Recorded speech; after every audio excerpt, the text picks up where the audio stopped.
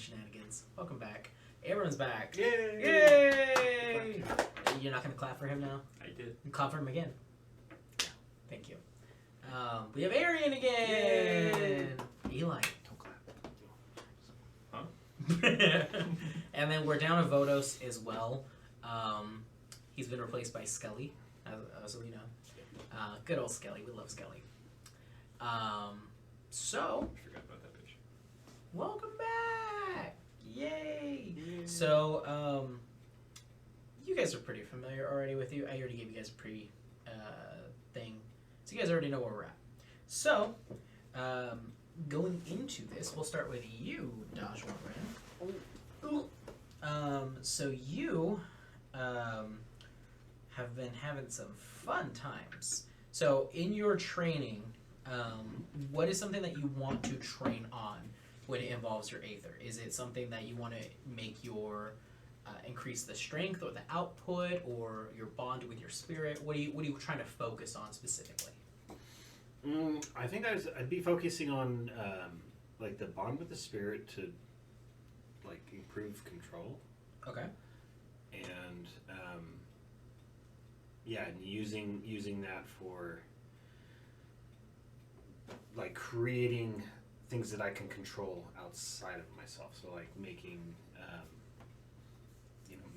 I don't know, like golem type things that I can maybe control out of the living. I thought you were talking about like That too. Okay. If there is such a thing, I'll take a couple. good old Bagenshire. Yeah. Okay. Okay. So basically creating constructs from your Aether. Okay. Like from the living and the dead. So. Okay. And even when they die, they come back. Yeah. Exactly. See, Eli, you get me. See? What? Okay. All right. So, with that in mind, let's see. So, as you are kind of in there, you see there's this this really, really old dude just kind of comes up to you and is like, "What are you doing?" I am seeking to better my abilities Why? so that I can help restore balance to this corrupt world. One needs balance, and he kind of pokes you with his walking stick. You need balance. Look at that walking stick. Without that, you would fall. Fair point. So, how are you trying to restore balance? I am seeking any way to restore balance with the talents that we've acquired. I would like to become more proficient, to be able to control things to help with our cause.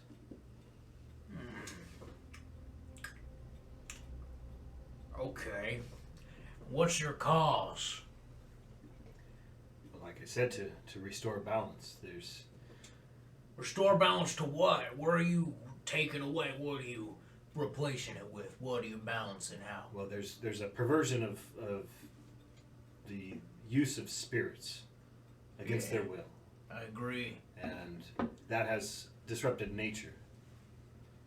And my tribe has noticed, and I was sent to find the source of it, which we have found, and end it, which we were not able to do yet.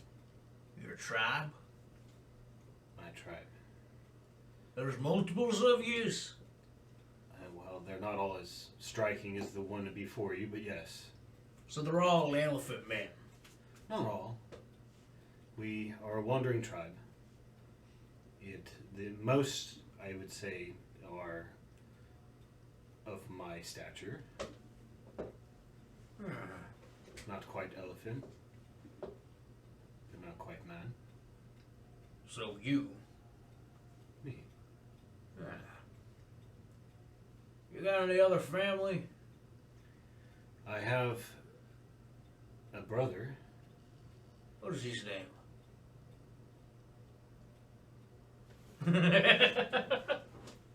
Kylo. name is. Why you ask? His name's Kylo Ren. Kylo. Yes. Actually. It's right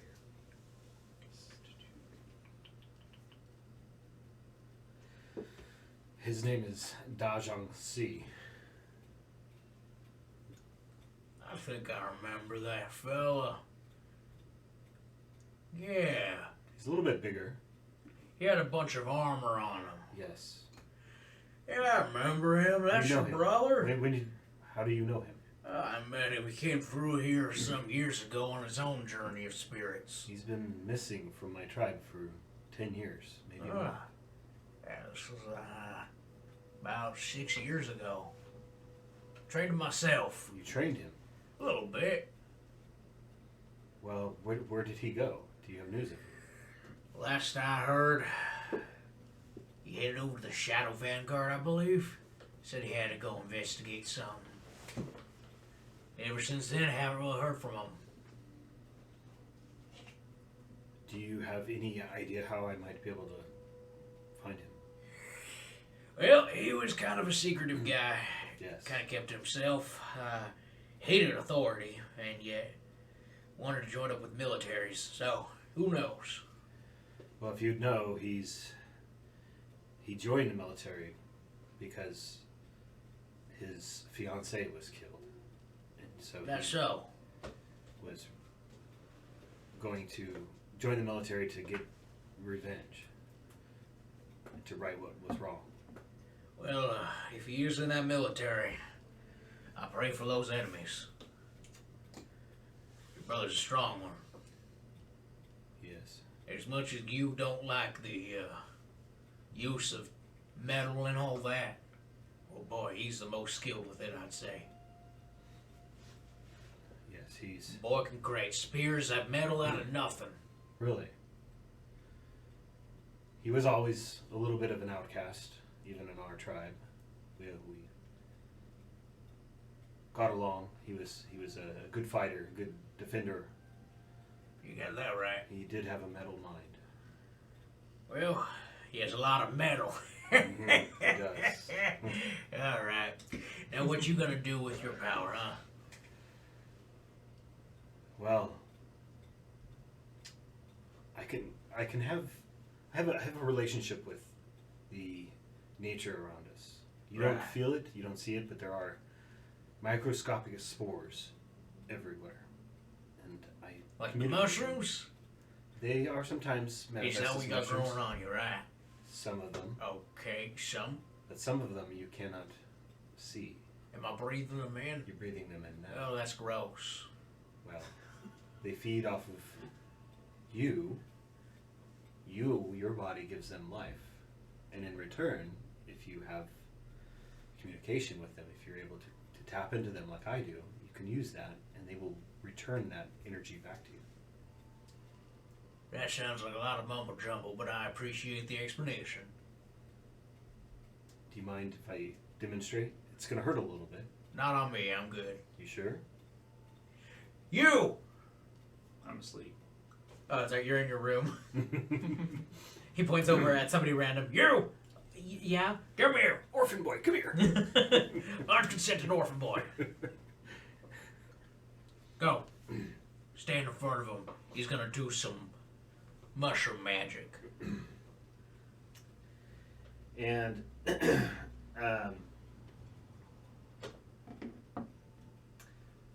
I'm going to Halo of Spores. Okay. And so it's going to activate the spores that are around. But I want it to be like luminescent. I want it to like so they can see. Gotcha. at me. Okay. What's the saving throw for that? It's a con save DC 17. Yeah, that's a natural 12 with Okay. no modifier. Okay. So that is going to hurt this poor young man. And it's gone up now. Where's my- I rolled a 1, so that's good for this. Yeah. So 1 point So- of necrotic damage.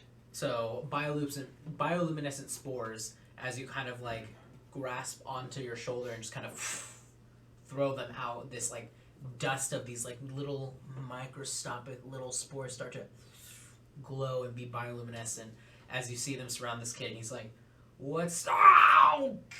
Ow! What was that for?" Sorry, but it was a demonstration that was necessary. "I'm gonna beat you up." Someday you may. This will make you stronger. The spores are one with you now. If I ever need your service, I will activate them again. I'm good. As he just runs away. Oh! You know how many zombie.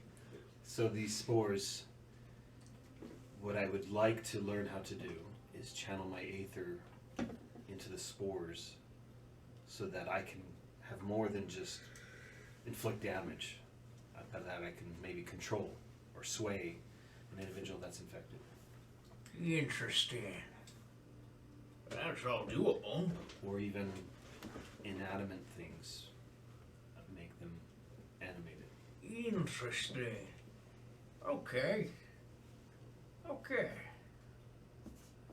Yeah, that should be possible. Okay, let's get training. And the training consists of him yelling insults at you a lot, beating you with his stick. You wanted to beat him back, and then realizing, no, I probably shouldn't. This guy's training me. But that continues a lot. Very much a tough love teacher, but does get the point across. Reminds me of Nana.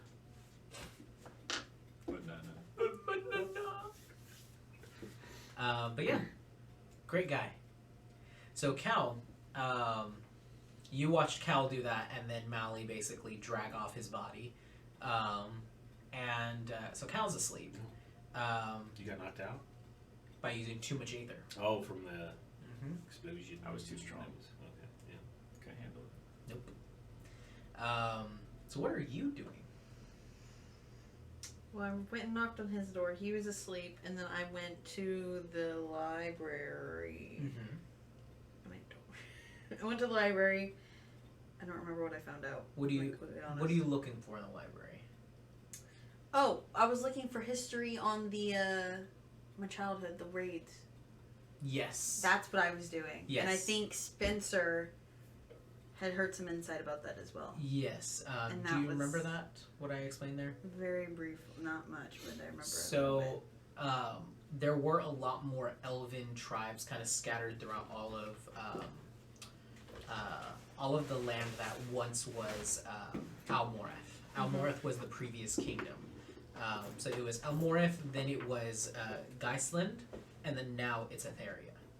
So Almoreth had a lot more small tribes kind of all scattered. A lot of small little nation states that kind of came under the banner of Almoreth, but still were their own kind of small, like, settlement nation. Like a city-state, essentially. And when the coup ended up happening, and Geisland took over and basically overthrew that government, they were backed by a lot of the other tribes. So because they were backed by all these other tribes, and a lot of them being elven, they were able to overtake it, and then they all went under the same banner of Geisland. And that's when the entire nation united and became Geisland. So when the coup happened with Etheria, Etheria basically recognized all these other, like, tribes that are pretty prominent and, like, pretty powerful are all enemies of them. They all will oppose this coup. They all will come in and retake the power. So we need to destroy them before they can destroy us. And that's when the cleansing happened. And they went out and just cleansed all the different dissenters against the new leadership. So that's why there's a less of an elven population, and it's not as heavily of an elven population as it once was. Yeah. Anything else you want to do? No, I'm hungry. We were promised food when we came in this building. I'm still waiting on it. Okay. But he's sleeping, and I'm trying to talk to him, but he won't talk to me, so... I'm asleep. He's asleep. Not when I knocked on the door, you weren't. You were woke up at this point. Remember, you were in the chains. Remember the chains were holding him up, or he was levitating. Oh yeah, that's Yeah, right. you were awake. You're bound by chains? You were awake. There were chains at some point. There were lots of chains in the room. That's right. There was. No, I did. You're respond. awake because I knocked and I you did thought it was respond. Augustus. Ephon. Or Ephon. Yvonne, care Augustus, if it was whatever their Augustus. names are. I Who don't cares know. about Augustus? It's all about Ephon. Yeah, he's not in this Ephon. game. I'm sorry. There's a lot of names. I know there's a lot. Ephon. And you thought it was Ephon, so you didn't answer. I didn't And want then- you to play a trick on me. Yeah, whatever. And then Ephon knocked, and you're like, it's not him. That's where we left off. Yeah. So you're awake. Yeah, you woke up from your dream and you had that necklace. No, but Ephon was dragging me to the bar and I fell asleep in the hallway. That's right. Okay. You can watch it. Okay. Twitch.tv/Ephon. Where's Ephon? I could be awake though if you want me to. No, it's fine. Do what you want. I'll wake up in the hallway. No, just do what you want. You wake up in the hallway and you see her just kicking your boot or your hoof. Like, Hey, get up! I just had these cleaned Get up! 3 months ago. Yeah, forgot about that. What? I don't know why why is he in the hallway? Wait, when did he end up in the hallway? I don't remember this. Ephon came by earlier and I don't remember the rest. I knocked on her door. Did you? Yes, I did, and you said I was Ephon. So you did this to me. I did nothing to you. Who are you? I don't know who you are. And why are you the only one here? I was just coming from the library, man. I'm Right. hungry. You've had a long time to fabricate that story. Okay. Interesting. There's food. Do you want food? Oh yeah, sure. Okay, let's go. So you guys end up making your way to the mess hall. You show up to the mess hall as well, beaten and bruised. Your body is exhausted from the use of aether. You're not feeling great. But your spirit metal now has like a faint like tingling sensation in it from channeling so much, it being in this place that has just an exorbitant amount of aether present. So I'm in the mess hall. Is it like cafeteria style, feed yourself, or is it? It's basically like a banquet hall kind of, where they have like just like like long tables with a bunch of food warmers on it. And then they have a bunch of just long banquet tables, like a lunchroom. And this is within the main castle itself. This is like within like the ballroom that has just been converted into a mess hall. So I would try to find my way over to Cal And who? Kaisaltra. How do you say it? Kaisitra. Kaisitra. Or he came up with earlier, Kai. Nice. That's So I would try to find you guys. And I'm pretty tall, so I can see over most people here. I'm assuming. Oh hi, buddy. Cal. What's up? Hey. And I make my way. Is there anyone in here with us? Oh, there's a lot of Okay. people. I know we didn't clarify there's that. It's lunchtime or really dinner time at this point. There's a lot of people here. All people, and you're really seeing it now that there's a mass amount of people in here. There's more people than you expected. It seems like there are all these different caverns within the subterranean and all throughout the castle are all filled. And now everybody's kind of here, and it's busy. There's a lot of voices. It's kind of hard to hear each other. You have to kind of lean in a little bit or talk a little louder. Pop my ears open. Exactly. But there's They get just stuck open like a dog. Yep. There's a lot of people in here, and you're really seeing it now. Every single person in here that's a part of their organization has black armor to some degree. Some fully, some just like a pauldron, some have the breastplate. It's all something. So you've recovered. From what?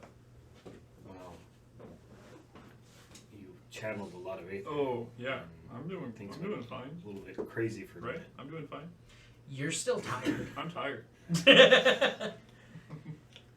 I'm tired, but I'm not drained. And what's up with that guy and his walking stick? It shouldn't hurt that bad. It He feels hit you with it it? feels better once you get used to it.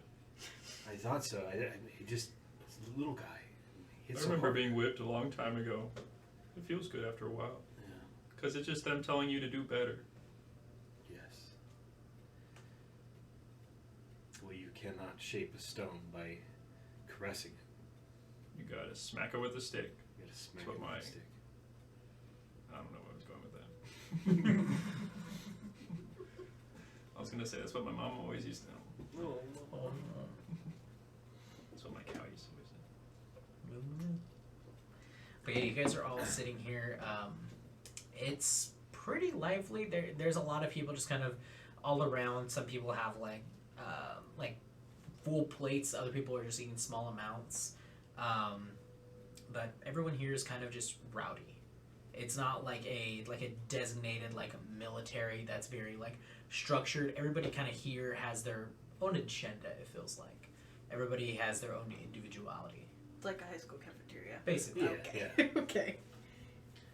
I was gonna say it's like the Dauntless in that one book series. Type version. Yeah. So for a forgotten city, seems like a lot of people remember it. I already forgot about it. Thanks for reminding me. Yeah. It's kind of not what I expected. Well, I forgot it was a city. We're just in a cave.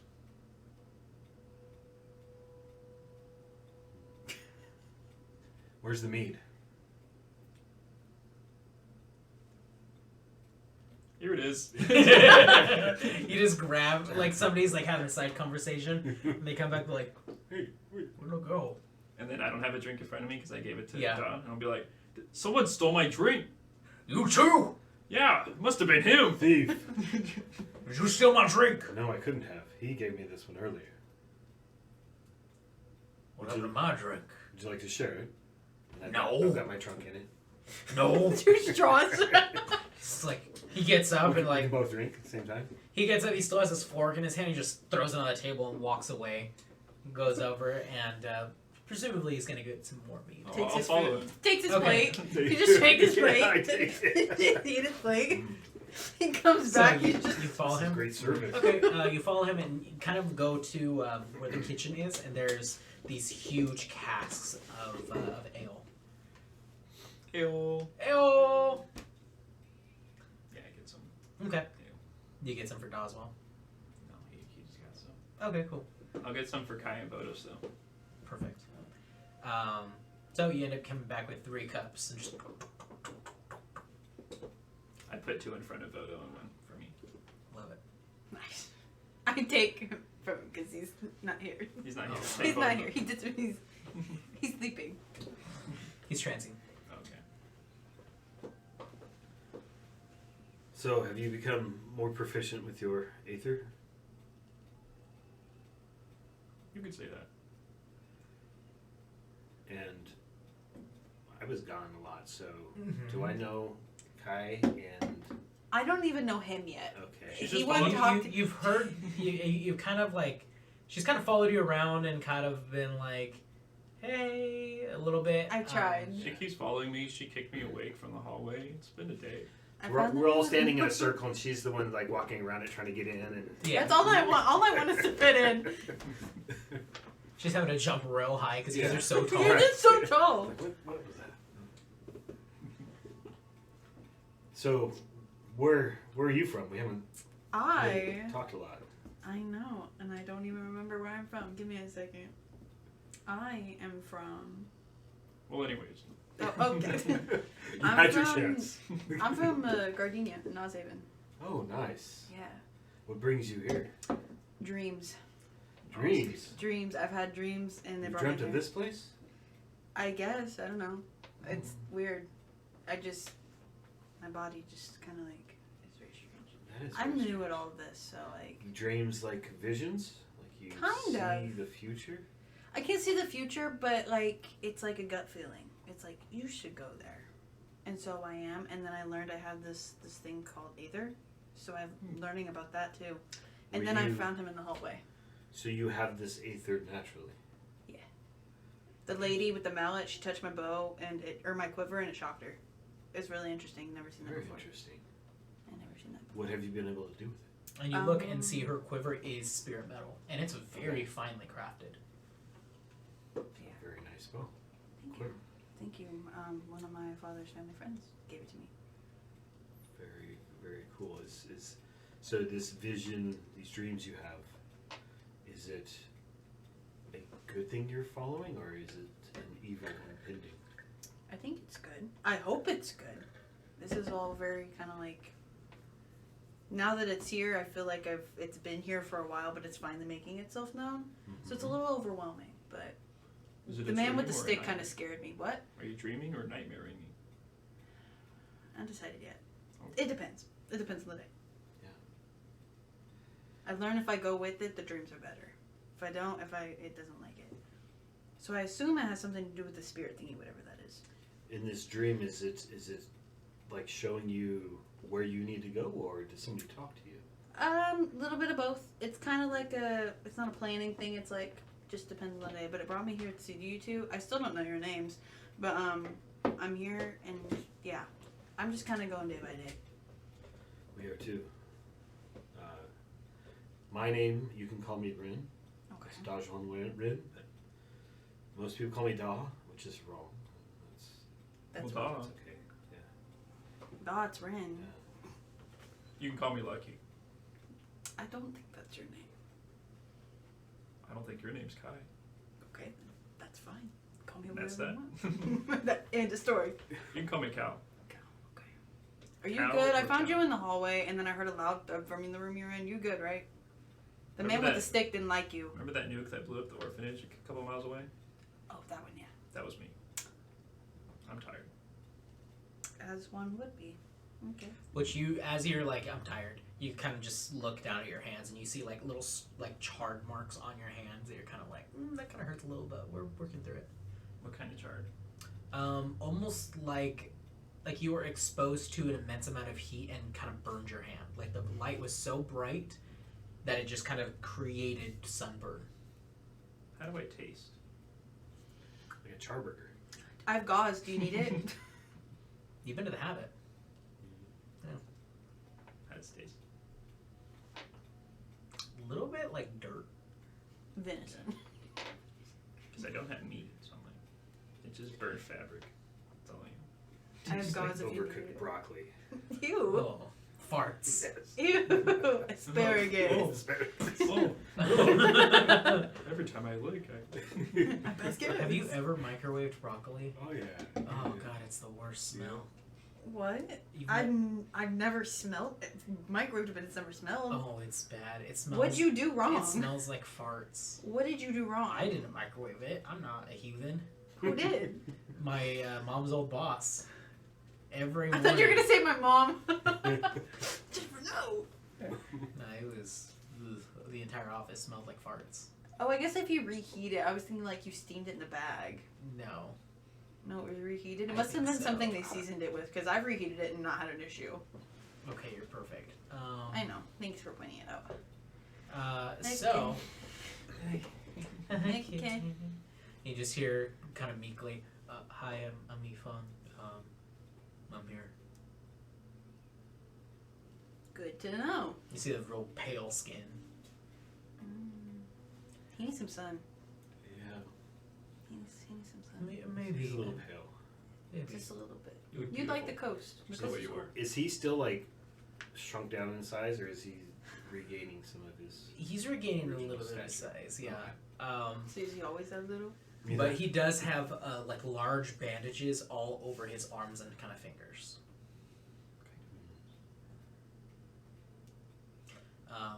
And then the news hear a big old thunk.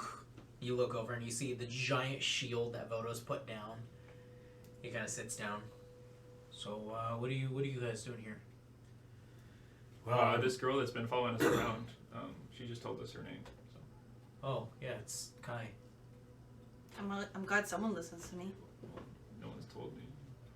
yeah. You pretended to be Ifan. She's last been time cool as saw a- her. I did not pretend to be Ephod. So, Have a yeah. little faith. Not everyone's out against you. Not until they get to know. Not you though. Which you fist bump him. Make a perception check. Okay. I hope you. This was planned, the fist bump. I'm sure it was. It's a natural too, so it's going to be a couple. Is he smelling? Perception? He farts. So 15. Jeez. You're a plus 10 to Plus perception. 13. Oh Good God! It's lucky number. Jeez. Okay. Yes. So, looking at as you kind of fist bump him, you notice there's something like a symbol or something kind of like in his like the like in his fur almost that looks like the fur has been like either turned to a different color to kind of create this symbol. And as like the fist bumped, you see it like retract, and it almost looks like the very skin itself has changed color of some sort of kind of symbol or shape that wasn't previously there. Does it look like what the aether does on my tusks? Or No, it looks different. Make a history check. I will say that 10. You've seen a similar marking on Vela. On her hand as well. Actually, hers was on her wrist, but it was a very faint kind of like symbol. Hers was like the crescent moon. Yeah. Cow. Yeah. I see you have a new marking. Mm-hmm. And I say that kind of quiet, like so that the others can't Mm-hmm. hear. Everything okay? What does it look like? It kind of looks like a kind of like a very crudely drawn sword. It looks like this, like a kind of triangle, and then another like piece in like that. So like the triangle kind of like creates like the hilt and the guard, and then the sword kind of coming out from it. Is there one on the side? On the other side, no. What do you ask? Well, on that side, you see it's a very similar thing, but it's a hammer instead. Okay. What were you asking? Your markings, is everything okay? Those are Mhm. new.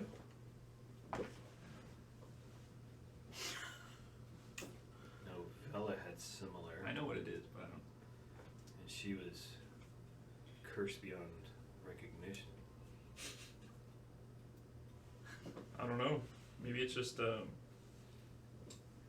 maybe it's a curse thing. Or you- Maybe I have the same. Maybe the witch that she Yes, did you maybe- make a deal maybe with she likes me.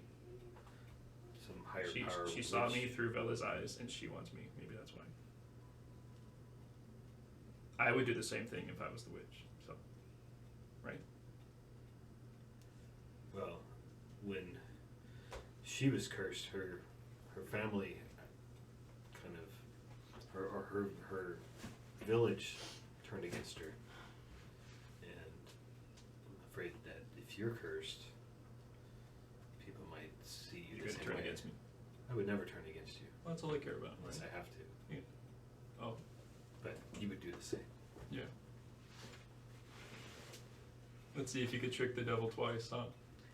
I don't want to try. I'm not very tricky. It was weird.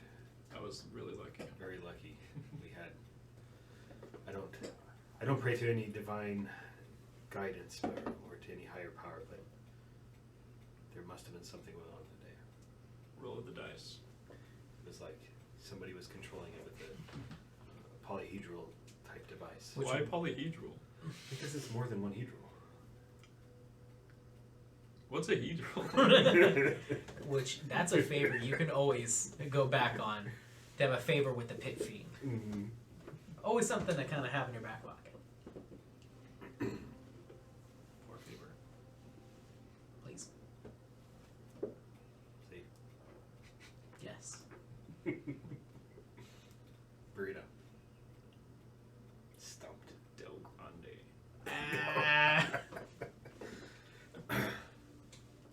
So. So you have these markings. You sure everything's okay? Nothing Yeah, I should fine. worry about? You said you went to a library? Yeah, Where was it? it was upstairs and like down the hall, like on the other side of the castle. I was wandering. Well, I'm pretty tired. I need to read a book. I know you can read. Yeah, you don't seem like the kind to just pick up a book. I can read. Can you? Just not your guys' dumb language. It's too You- hard to understand. I prefer The Celestial. written language. You prefer what? It's easier to read. Wait, prefer what? Celestial. All jokes on you, I read it too. Oh, do you? I do. Oh, so he's the only one. That's too dumb to understand. But common is hard. Yeah, it is. Yeah, It's hard. it's not common. Well, it's commonly difficult. I think that's why they call it that. Can you read Infertile? Oh yeah, see that's the really difficult one, but I Nobody can here read. can I read it can. I except for can me. read 4. So only 4? Only Okay, 4. that's crazy. I'm just a I little can guy. read 4 too. Oh wow. Oh, it's only 3. It's very common. You say that to yourself. It's only 3. Interesting. Do you know how to count? Your life is in intervals of 3. It's 1, 2, 3. 1, 2, 3. Oh. Well, yeah, I'll head over there then. Sitting in a crowded room is pretty tiring me out. It's a lot. That's understandable. Well, Don't fall asleep in the adios. hall. that's another language. Oh, wow. That's undercommon. Oh, undercommon. No, that's actually overly common. Oh. Oh, Don't fall asleep in the hallway. those Twilicers. Ugh. Hey. Hey. Hey. Guys. Okay, so you go to the library. Yeah, the library. Okay. What are you wanting to get there? He's like, does read book. Read a book. I'm gonna look for any books on gods. Any specific ones? Are you there? Or just divinity in general? Divinity in general. Okay. Positive plane, probably. Okay, positive plane attributes. Okay. Go ahead and roll me a history or religion check. I'll also need an investigation check after that one. Does it matter which one I choose? It does. Okay, I'll do religion. Okay. So it's going to be a 17 for religion. And investigation is... Oh, why am I good at that? That's going to be a 17 as well. 17 and 17, nice. Okay. You are starting to look through and kind of pour over. There is a lot of literature here about divinity. A lot of it looks like it is very, very old tomes that have kind of just been upkept to be still legible and readable, but they are fragile, so you are going to have to be like a little more gentle with it so you don't just destroy every book you come into contact with. I'm pretty tired, so... Yeah, that's fair. It's, yep, all of it's dead. Every piece of paper that you pick up now is just destroyed. Good job. Why is the library over I didn't do it. there? You're sitting in there just... I didn't do it. But you are finding a compendium that's kind of talking about the different deities that are like more positive aligned. You read about Palar, your favorite. There's there's Ilmatar, who has a weird, like, he's half good, half bad, but he kind of lives within the positive planes. You read about Bahamut, the Platinum Dragon, and his glory. You read about Sehanine, the Moonweaver, Sarenrae, Goddess of Redemption, Corellon, the Arkheart. So there's a few of them, and Avandra, the Changebringer. And then you also see Moradin, who is the god of the Forge. So you're seeing there's a few different divinity here, looking specifically for positive plane. You're realizing there's kind of 3 aspects. There's the positive, the negative, and then the neutral. You're finding more of the positive planar beings. Because I'm looking for that? Or? Because you're looking for that. Okay, I'll look for neutral now. Okay, give me another roll. Both? Yes. The investigation is 15, Mm-hmm. and the I'll do religion again. Is a 18. Okay, so you're getting a better grasp on this. So there's more divinity that is more neutral, more divinity that is about maintaining the balance of existence, kind of keeping things together. You see that there's ones on the Raven Queen, goddess of death, Kronos, god of time, Melora, goddess of nature, Mistral, goddess of magic. There is Asmodeus as well, who god of the hells. Considered in classical literature more of a neutral deity, but in more modern literature, definitely a negative plane deity. Somebody who, even though the hells are technically part of the negative planes, he's seen as more of a god of balance, a god that maintains order. Then there is Ayun, and where are you at? And Lolth as well, the Spider Queen, because she's the one who has united the Drow. But there's those would be the balancing kind of more neutral based gods. You're seeing that there is. Make me another investigation check.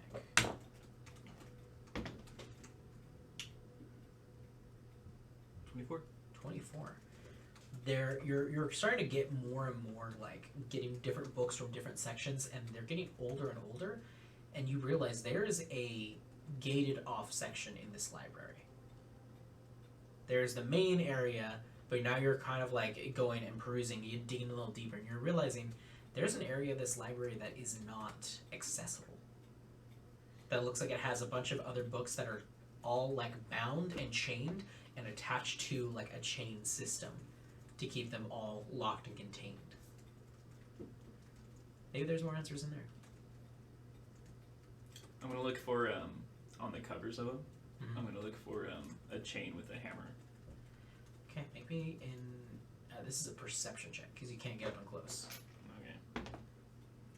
That's 14. 14, nothing like that. All of these are mainly. Some of them are ornamental, but majority of them are.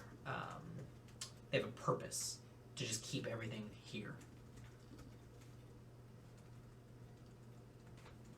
All of them have locks on them, so presumably there is a keeper that maintains these books as well. I'll go to the person. The person. Is there a front desk person?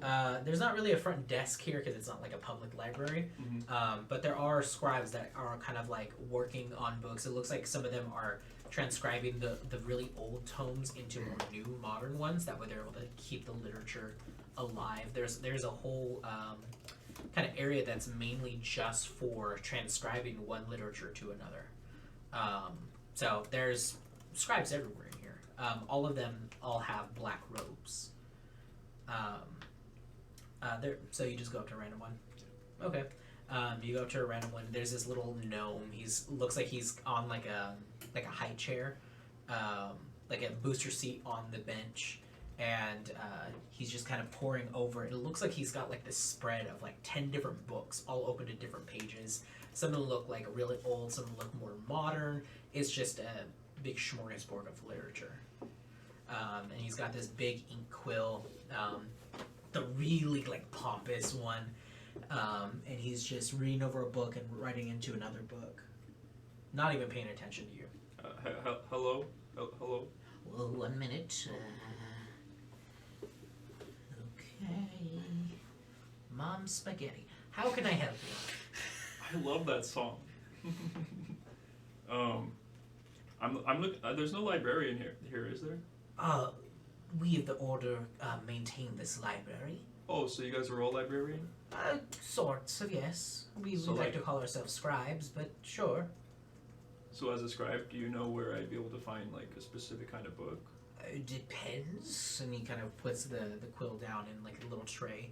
What are you looking for? A symbol. A symbol. Mind if I draw it? Sure, just be careful with the quill. It's a family heirloom. Okay.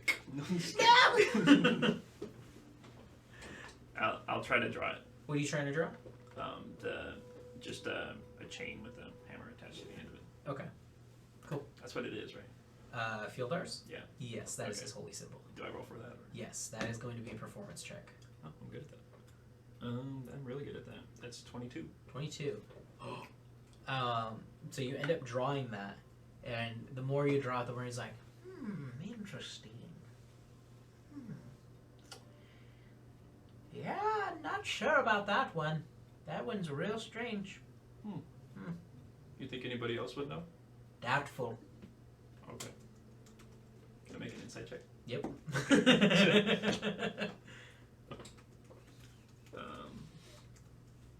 21. 7. Yes. Very clearly lying. Doesn't seem like somebody who is very charismatic, kind of kept himself in the books. Mm-hmm. He 100% recognizes this symbol and is hiding it. And his hesitation for you to even ask anybody else about this, he understands there's something about this symbol that should not be known to the general public. I know we're supposed to keep this symbol secret. Why would you keep this symbol secret? Which is why I'm gonna let you know I'm not general people. I'm aware that there is a church here in the city. At church, there's many churches here of different faiths, yes? Mm-hmm. I'm gonna show him my hands. I see. I don't recognize those symbols. Well, they were given to me by the bearer of this symbol. Where are they now? Where's what now? I said, where are they now? Who? The symbols, were they given, you Mhm. said, by someone? You got them tattooed? Fieldar gave them to me. You say that, and almost like the little lampstand that he has there, just he looks at it. Do not speak that name here, please. Well, you wouldn't believe me. And you see him like move his fingertip in, and you see it kind of extinguishes a little Yeah, flame. I know what that feels like. Right. What do you wish to know? I was told to seek out a. He said that there was a. Some would call it church with him here.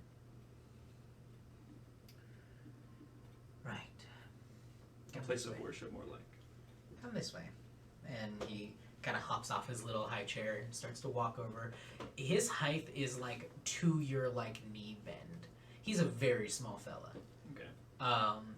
So you're just towering over him. You could probably step on him if you wanted to. The urge is there with the robe every once in a while, kind of like dragging on the ground. Ooh. Maybe no. Moo moo moo.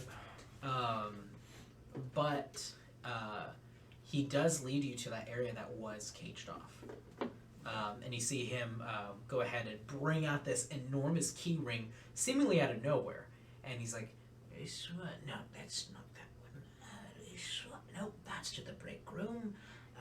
And it's about 2 or 3 minutes of this. You're just standing there tapping your hoof impatiently. And you just hear, got it! Come in. Did he open up a book? No, he opened up the door. Oh, okay. I'm like, okay. Jump in the book. This is in Super Mario 64. Yeah. Paper Mario. So he does bring you into the gated off area, and brings you over to a desk, and there are other scribes in here as well, and it looks like they're dealing with much older books in here. So a lot of them are mainly scrolls, not really bound books, but they are transcribing it into a book, and a few of them kind of look up and give him glances, but return back to their work, mainly because there's a towering minotaur walking behind him. But he does lead you to kind of like an empty kind of area. All right.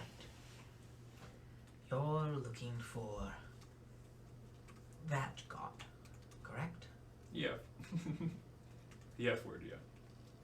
Got it. So, we don't really.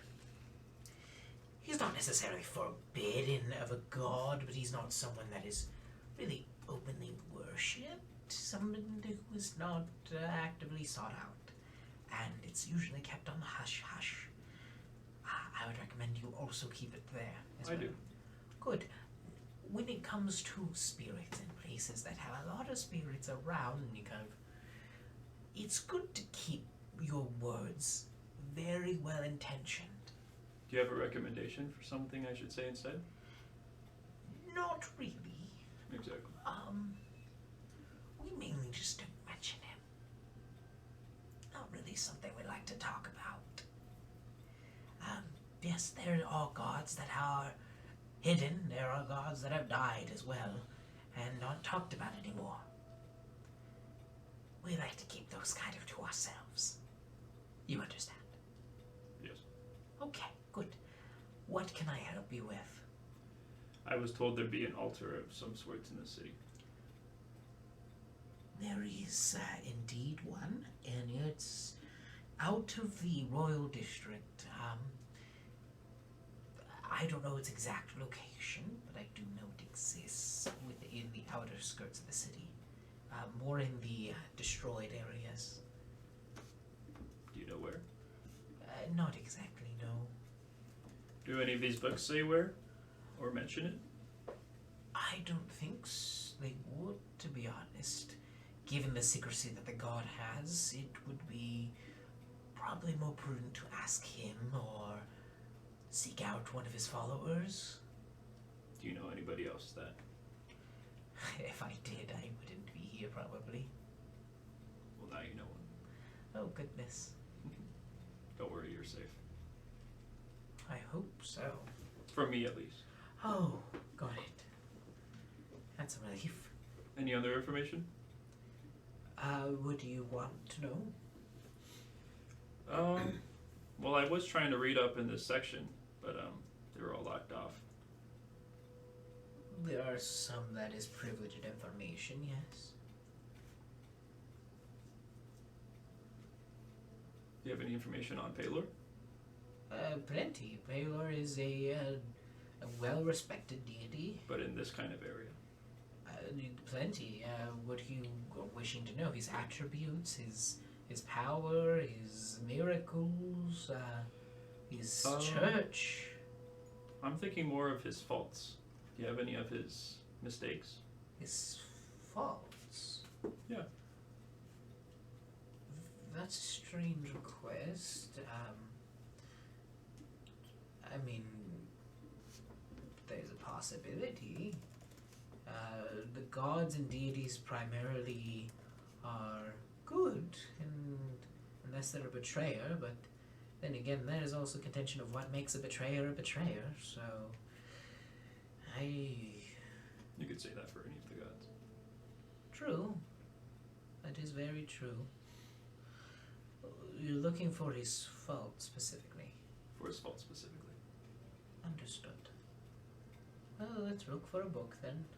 Make a history or an investigation check with advantage. Ooh. Because now he's helping you. Good thing is with advantage. Investigation? DC. 23.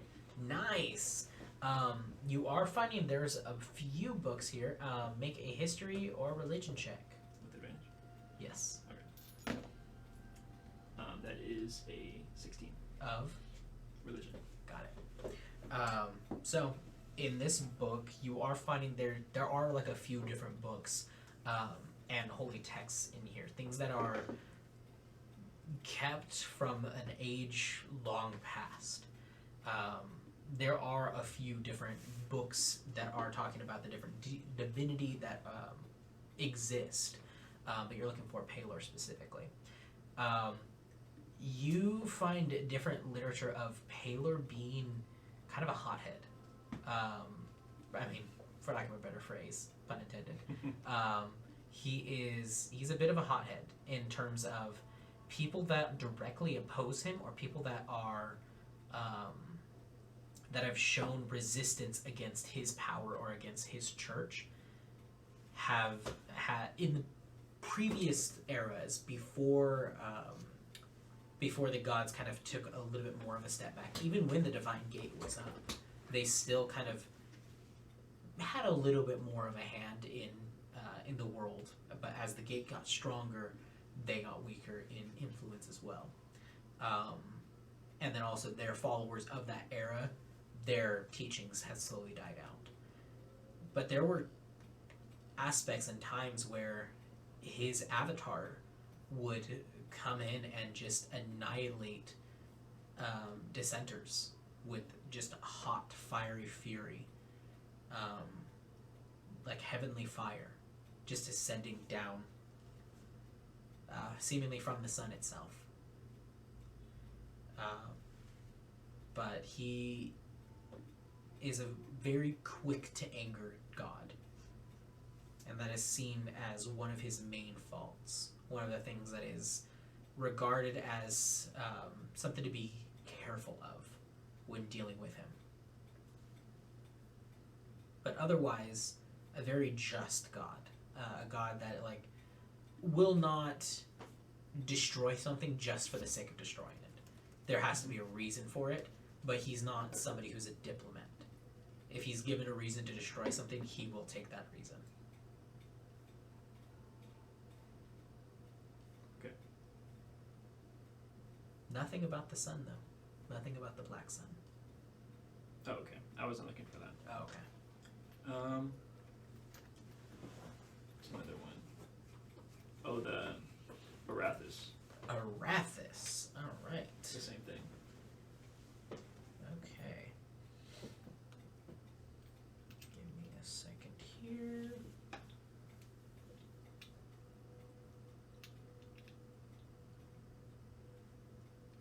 All right. Okay, roll again. Advantage? That's it. Same rolls. For investigation, right? Mhm. 15. Okay. And then religion. Oh, okay. 22. Nice. 22. Oh, twice. In a row. So it's Arathis is a very just god or goddess. She is somebody who judges with impunity. She is the law bearer. She is the goddess of law and judgment. But with her, it's very. There has to be evidence in order to prosecute someone, in order to make sure that they themselves are the one at fault. And the followers of her were the ones to come up with jury of your peers and to kind of create this unity when it comes to judicial systems, to not just immediately be like, witch, kill her dead. To be like, well, let's see the evidence first. And then a lot of less executions started to happen as her church started to gain more followers. So it generally has been seen as a good benefit for societies, but also there is, without all the evidence, there have been cases where people who have done things in the past maybe are not being able to be prosecuted for their judgments, for their acts. And maybe they live amongst us, or maybe they died a long time ago. It's uncertain. But there are some that slip through the cracks. She is not an all-knowing goddess, but what she does, what she is presented with, she makes the judgment call of that. So there's not much. Not a ton on her, no. It's more so the church and the influence that they've had. For her herself, she is the one who implemented her church and followers to have those scriptures.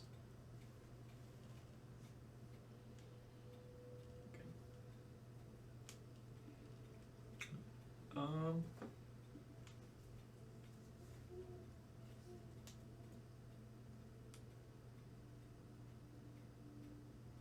think that's it. Okay, perfect. All right. Just getting some information. Now, Da and Kaisatra, you guys are in the mess hall. What are you guys doing? Other than stealing other people's drinks, Obviously. I'm probably like nursing all of the bruises and bumps and kind of reflecting on the training. Okay. and also I think now that I've had enough time to kind of settle into it, the realization that my brother's still alive is probably playing a big part of my mind right now, my thought process. Okay.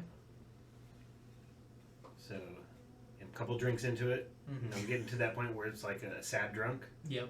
And I'm reminiscing and starting to wonder and getting upset that he's still alive and he hasn't tried to reach out, and that he was obviously here in his own free will, but that didn't, he didn't send word back to his family. So he's getting a little bit moody. Okay. Perfect. And he's already in a bad mood because old man's been beating him with a stick all day. Yeah. Just whatcha? No. You're doing it wrong. Essentially. So what are you doing? I can notice he's moody. I can feel it. I can feel the aura, the mood, and I don't feel comfortable enough to bug him because he could kill me if he wanted to. He's big and scary. I'd bring you back though. And kill you again. Undead servant. Oh yeah. That's fair, but like, I don't think I want that. No. So I think I'm just kind of taking everything in. I'm still a little confused as to why I'm here. So I just kind of, I think, just keeping it to myself at the moment. Okay. I'm not quite comfortable opening up yet, but I have no one else to go to, so Love I'm it. stuck. Love it. Thanks. Perfect. Thank you. All right. Do you want to end the day? I also wanted to look up the. Sorry. What? It's the only place to do it. I want to look up the Dread Gate. Is it the same rules? Not religion. Hope you No. fail. Hope you fail. Okay. So it's history. This is a history-based one. Okay. Is it advantage because he's helping me? Yes. Okay. It's investigation and history. Okay. So the first one was a 19 with his investigation. Okay. Good. Good. Good. Good, Natural 20 Natural 20. for religion or history. Love it. The Dread Gate is a mountain range. The name has always been, or has seemingly been, the Dread Gate. Even in these old texts that are from Almoreth, they referred to it as the Dread Gate. But they saw it more as a treacherous path, a place that is sometimes necessary to go through and traverse, but camping out there is highly advised against. Is there a reason for that?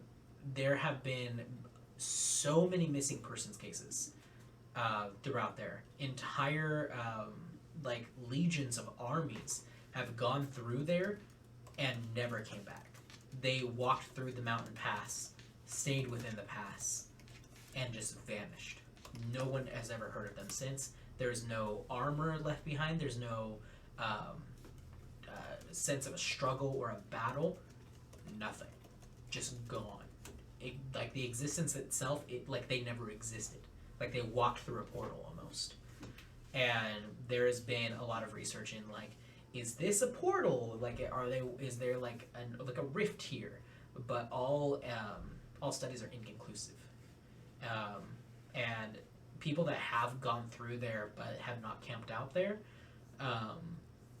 they've heard a lot of locals talking about that the devil lives within the mountains, that you should not go there, that it's treacherous, it's dangerous, that even all the locals stay away from it if they can, but if they go through it, it has to be during the day. The thing that's most commonly spoken about from these local folk tales and as well as the travelers is the sound of a loud thumping and just distant screams. Almost like ghastly screams, not like a local, you hear somebody clearly a man or clearly a woman, almost ethereal type screams. Screams of torment. But there's also been a loud thumping sound as well, or not really loud, but a low, occasionally, and it kind of just echoes throughout the pass. 'Alright. But but when they were when Almorith was still in power, it's written in here that it was seen as a place that could be a military advantage, but it would be way too costly to be able to try to defend that area. Oh, so this is something that's really old. Seems like these texts that you've found looks like they've been transcribed from Almorith texts. Oh, so they're way older than Almorith. Mm-hmm. Well, it's during the age of Almorith. Mm-hmm. So this is before Almorith fell to Geisland.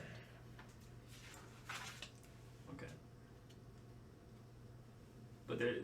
And that's as far back as it goes. Seems like that's as far back of history that you can find, other than folklore found in the same book, talking about the villagers and how they saw it. Okay.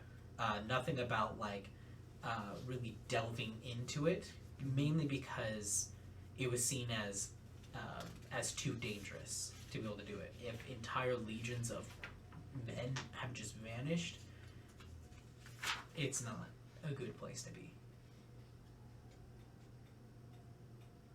Keep in mind, a legion is more than 1,000 people. Yeah. I'm gonna also look up. It's probably not gonna work, but I'm gonna look up Mondamon. See if anyone knows his name. Who? Clemens. Calamitous. Okay. You mentioned the name to him, and he kind of pauses and goes, "Is there anything else about this creature, Calamitous? Sounds like calamity." Yeah, he came. He lives in the Dreadgate. Lives in the Dreadgate. Not that I've ever read or heard of. I've been here a while. I'm assuming that's the thumping one. Maybe. I don't know. I came from the Dreadgate. From within it? Mm-hmm. It's a military stronghold. Now, were you born within the stronghold? That's not what it looks like on the inside, from my memory. It's a labyrinth. Interesting. Tell me more about it. Well, I came from there.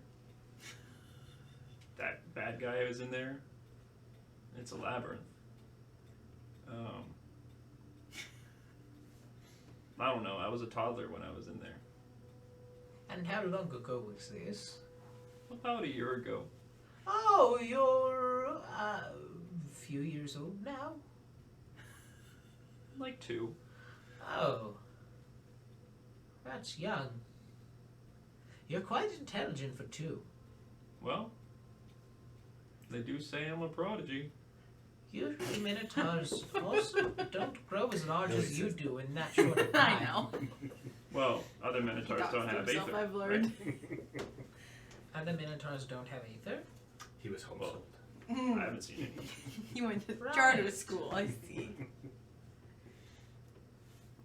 He's a theater kid.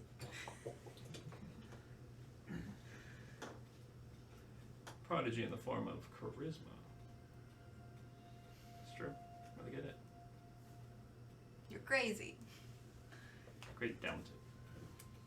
Is that what your mom told you? My mommy said it I was don't good. have a mom. He doesn't.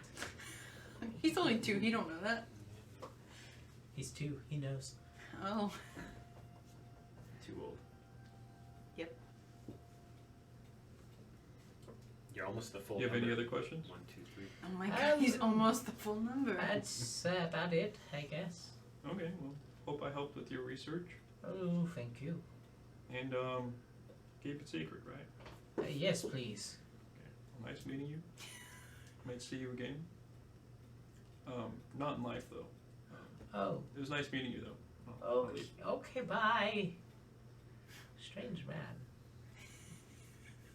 Or toddler. Huh. So you end up walking out, and we can end the day. And then I'm... Oh, and then what are you gonna research? Just kidding. Okay. Yeah. Yeah. So you guys end up getting a good night's rest. Cool. During my rest, I... He's dreaming about things to research. Okay. So, is there anything you guys want to do before you go to sleep? Maybe like bandage any wounds or Okay. fluff my pillow a little bit with some mushrooms. Grow an extra bed of mushrooms. Yeah. Okay. Perfect. Love it. All right. You guys are boring. Eli, Trying. stop being so boring, I'm Eli. sorry, it's So you end up going to bed. Cool. Make me a wisdom saving throw, please. Why? That's the D20, right? Okay. And then with the thingy, Mm-hmm. you have to remind me. Your wisdom save. And then I just had the 2, right? Mm-hmm. 12. Gotcha. That's a failure. I don't know if that's a good or a bad thing. Within your dream, Okay, I knew it. it is darkness. You open your eyes and you feel as though you are falling. But not free falling, but like a very slow descent. It's cold. You're looking around. You couldn't breathe and you immediately start choking on the water that has now filled your lungs. You're now realizing you are in the depths of an ocean. Very, very far down. Where no light exists. You're scrambling, you're looking around. You can't tell which way is up and which way is down. What do you do?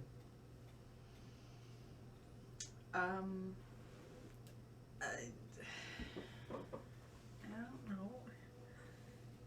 Well, I shouldn't freak out because that's not going to help my situation at all. And it's obviously a dream. So I think I go with my gut in whatever direction that may be. Make an intelligence check. Just add your intelligence. The 9. Yeah, you don't know this is a dream. Okay, well, I'm still going to go with my gut and go whatever direction that takes me. Let's go up as one would do. Let's go up. Okay. You start just swimming and swimming and swimming, and you're starting to seize as your body needs oxygen. Mm-hmm. Your body is now struggling to have oxygen. Go ahead and make me a Constitution saving throw to see if you can hold your breath.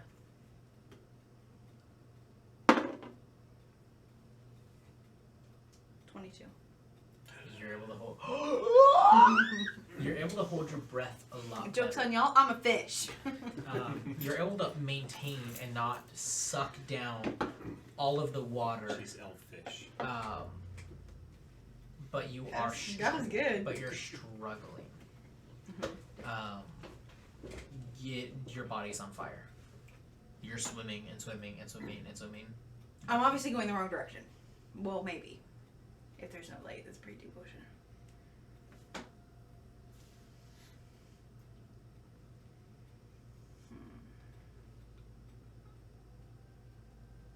I don't know what to dream. I'm not sure what to do. I want to call Bucket, but I don't think Bucket swims. I don't think that's how it works. I'm at a loss. well, the bucket would be useful. I mean, a bucket would be useful, technically, but I don't know how useful that would be.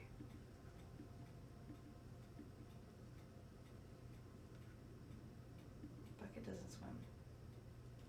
Does he? You're not going to help me out here. No, he's I not. want you to figure out what to do. I want you to problem This hurts solve. my brain.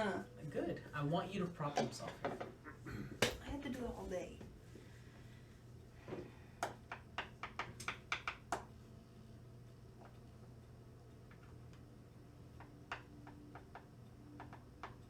You're drowning.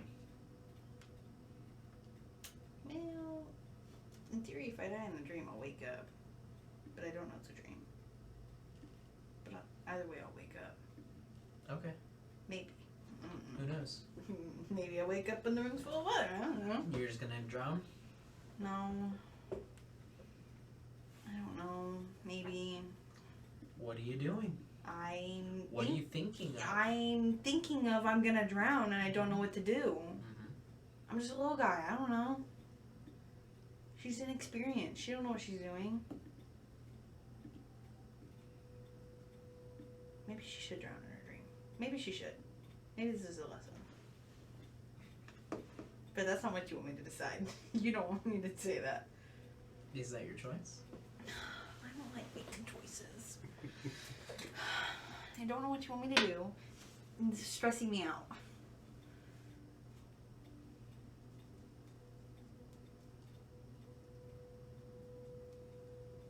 I'm gonna keep swimming. I'm gonna keep going. Just keep swimming. Okay. Just keep swimming. If I drown, I drown, I guess. Okay. You keep swimming. Make a Okay. perception check.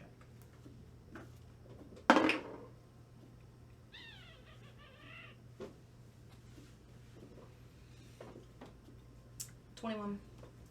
Okay. You see a very faint glow in the distance below you. I'm gonna go that way. You start to swim even further. More seizing, more pain. Make me another Constitution saving throw.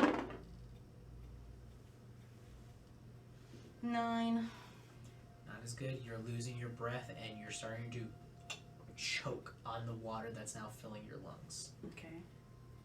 But you still fight it. I'm still fighting it. I'm not giving up. You still fight it and you fight it and you fight it, and you keep going down further and further and further. And you see at the very bottom, there is what looks like a small statue of what looks like a nautilus shell. Okay. And it has a very faint luminescent glow to it. It almost looks like there's a bubble around it. I want it. Okay. So I go get it. Okay, you go over to it. What do you do? I put it in Oh. bubble of air, I would Yeah. assume. I would hope, unless you're screwing with me, but I'm hoping it's a bubble of air and I just Oh, you just go up to it and just put your lips to it, or I kiss it tenderly, yes. No, I pick up the I it's a large bubble. Large. like I could my full body could go in it. Yes. Then I find a way to do that without popping it. Okay. You. So I put my lips tenderly to it to get some air. Okay. You do that and you immediately start coughing, as there is still water in your lungs. that's Well, not yeah, coming but I knew that would happen. out. Okay. I'm not completely stupid. No, So I knew you- that would happen. So you hop through into the bubble. I'm standing in the bubble doesn't pop. No. So I'm standing in the bubble. Mhm. There's gravity in the with this. Yeah. Okay. So I don't float like I would in water. So now you know which way's up. Yeah, exactly. I was going the right And direction. you thought it was this way. You thought up was this way, but you're actually realizing up's this way. Oh, okay. So I was turned around. Yes. Okay. So I'm standing there. Mm-hmm. And there's just a statue in front of you that's emitting a glow. I pick it up. Okay. It's about maybe that big of a statue. It's pretty heavy, but it looks like it's made of coral. Okay. Coral. I put it to my ear as one does with the shell. Okay. Is it like a conch shell? Nautilus. I don't know what that means. Spiral. It's the one that is like a big arc and then it spirals. You're looking at that. I'm looking it up because I need to see. That was the most cartoon typing. I check inside to make sure there's nothing living in there because that's a fear. And then, well, were you gonna say something? No. And then I put it to my ear because I could still put it to my ear. I'm a Gotcha. little stupid. Okay. So, you put it to your ear. You're listening in. Do you need help, darling? Yeah, just a little bit. What do you require? I would like to get out of whatever this is. This ocean, water, whatever you call You it. hear a very low Okay. in the depths of this ocean. You hear a very low Is that a whale? sound. Similar in the volume, but in this location and this pitch, it feels otherworldly. Okay. There's this sense of like anxiety that washes over you almost immediately from being in here. Mm-hmm.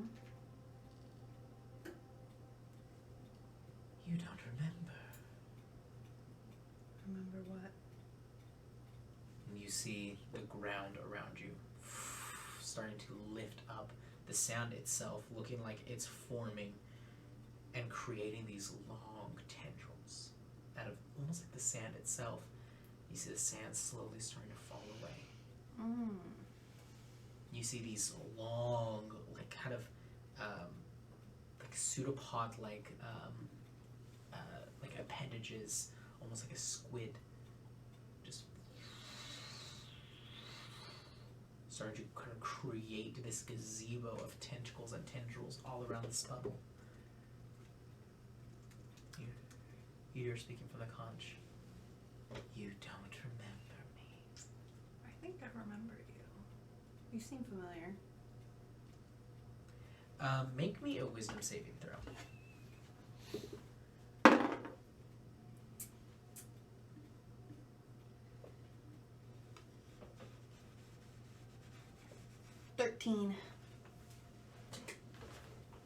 Okay.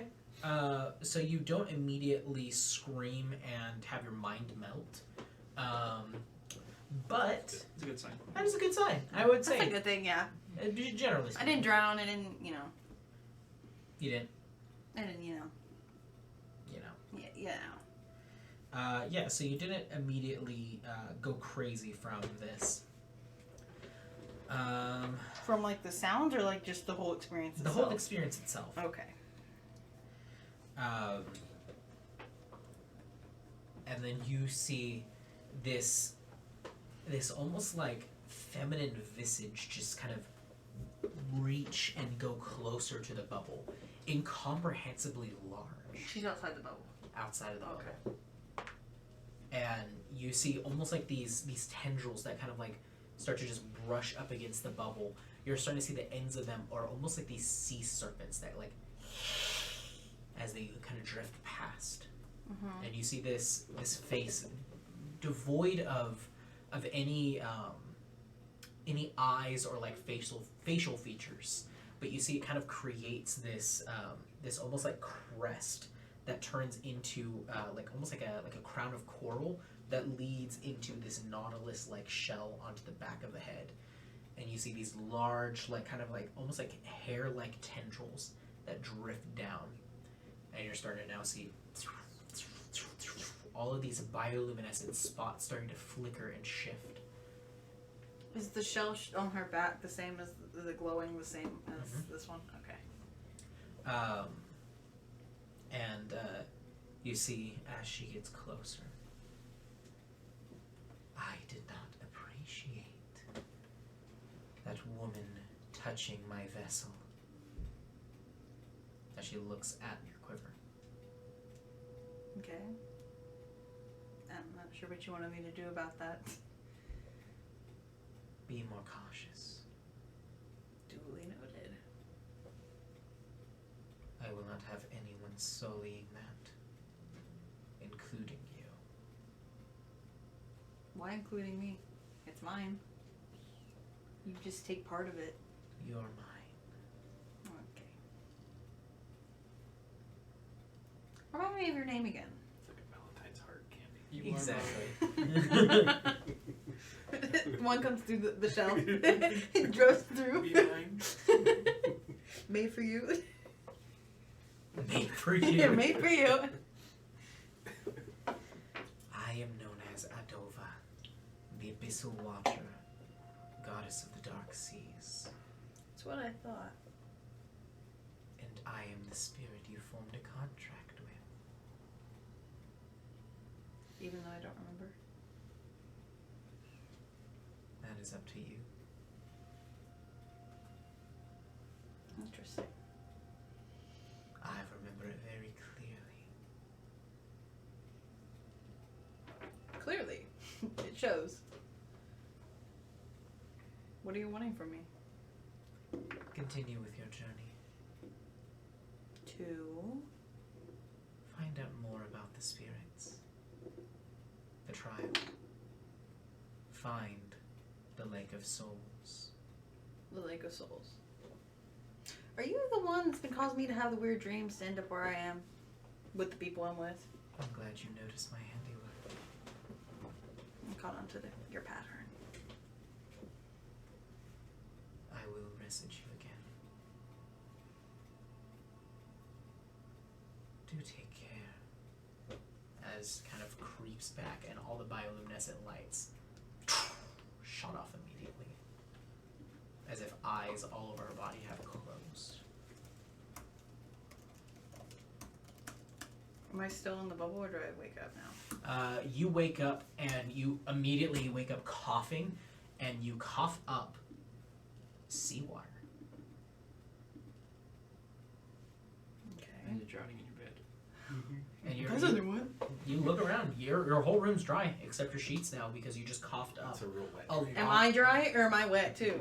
Or am I like cold sweat? Am I like sweating? No, you yourself, like your body itself, like you have a cold sweat because it was a nightmare, but you now have just coughed up seawater. You taste the salt in your mouth, and you're used to seawater. You grew up on the coast. You know what coughing up seawater feels and tastes like.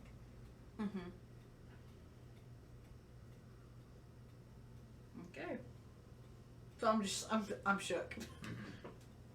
I love that. Welcome to the new day. And Vodos is ready to join us. Welcome back. We're Dungeons and Shenanigans. We have a Vodos here. Hey. Hey! Give us a clap, Eli. Oh, okay, we don't clap for Vodos. Thank you. Thank you. So welcome, one and all, to this fantastic thing that we're about to embark on. I don't know what it is, but it's a new day! It's a new day. You well, did- actually, New dawn. overnight. Oh yeah, yeah. Some As light you reading. read like 50 books. He was scrolling in bed. He was like, Yeah. Yeah. Just keep scrolling on the tablet. like stone the tablet. triple chin, like. Yep. You are like, what's this one again? My mother when she. Oh, I hate the voice. Oh. So. Yeah. I can't stomach this, even with 4. Oh no. So what are you guys doing? It's a new day. do we have like a scheduled training regiment that we? Kind of. Follow It's here? it's more like you guys are here to train. They're going to train you. Yeah. It's up to you how much work you want to put in. Okay. 24/7. I probably would wake up early. Okay. And because I've been kind of brooding over the the discovery of my brother not being dead, and I'm gonna find if there's like a hall of records or an attendance office or something that I can maybe look up the records of his training if they keep Student Okay. of the month. student of the month. Look at the trophy section, see if he's Captain of the quarterback team. Yeah, exactly. Cool. Captain of the quarterback team. Yeah, they play sport ball. Yeah. Not quite a thing, but okay. He batted a goal. He batted all the goals. Mm-hmm. Yeah. So, And considering my character, he probably would go straight to the trainings every day. perfect. You see Cal there almost every single time. It's a competition at this point to see who gets there earliest. Then you realize I'm just. Am I dragging him by the shield just to make sure he's on time? More like you go over there and you show up and you're like, man, I'm really here early. And you see him, he's asleep, like on the ground, and you kind of kick his hoof. Oh! Oh, thank you for waking me up. You're a good alarm clock. And you begin training. Yes, begin training. Love it. So for you, Doc, you end up finding there is the scribes here that are within the great library in this castle, but they would probably be your best bet. Okay. So I would try to find a scribe. Okay. There's a lot of them. The black robes here. Yeah. Okay. Excuse me, sir. I'm Yeah. seeking some information on a past student of these halls. Your best student or Yeah. member? Don't know if he was a member. He was trained here. Right. Do you know how long ago this record might be? I'm told about 6 years ago. Ooh, 6 years ago. We had a great fire about 6 years ago as well. Should probably have those still. What was his name? His name was Dajwan Zanshi. Oh, the Elephant Man. Elephant Man. Yes, we don't have many Loxodons coming through here, especially named like that. Yes, I do have his records. Give me a moment. Sure. Walks away, and you hear like a bunch of like shuffling, and you hear something fall and crash and go, ah! Dang it! I have to You need reorganize help? that. No, it's fine, it's fine. I hate the system we have of organizing. Well, here, and he walks over, and he's got a little like file, weirdly advanced for them to have manila file folders, but it is a folder, and he puts it down and opens it up, and there are what look like paperwork that has been filled out and signed, and there's no photo of him. There's no like portrait or anything of that nature, but it does show his name, and it does have his signature, and it does have his handprint as well. But it does kind of like there's a lot of detail in here. Go and make an investigation check.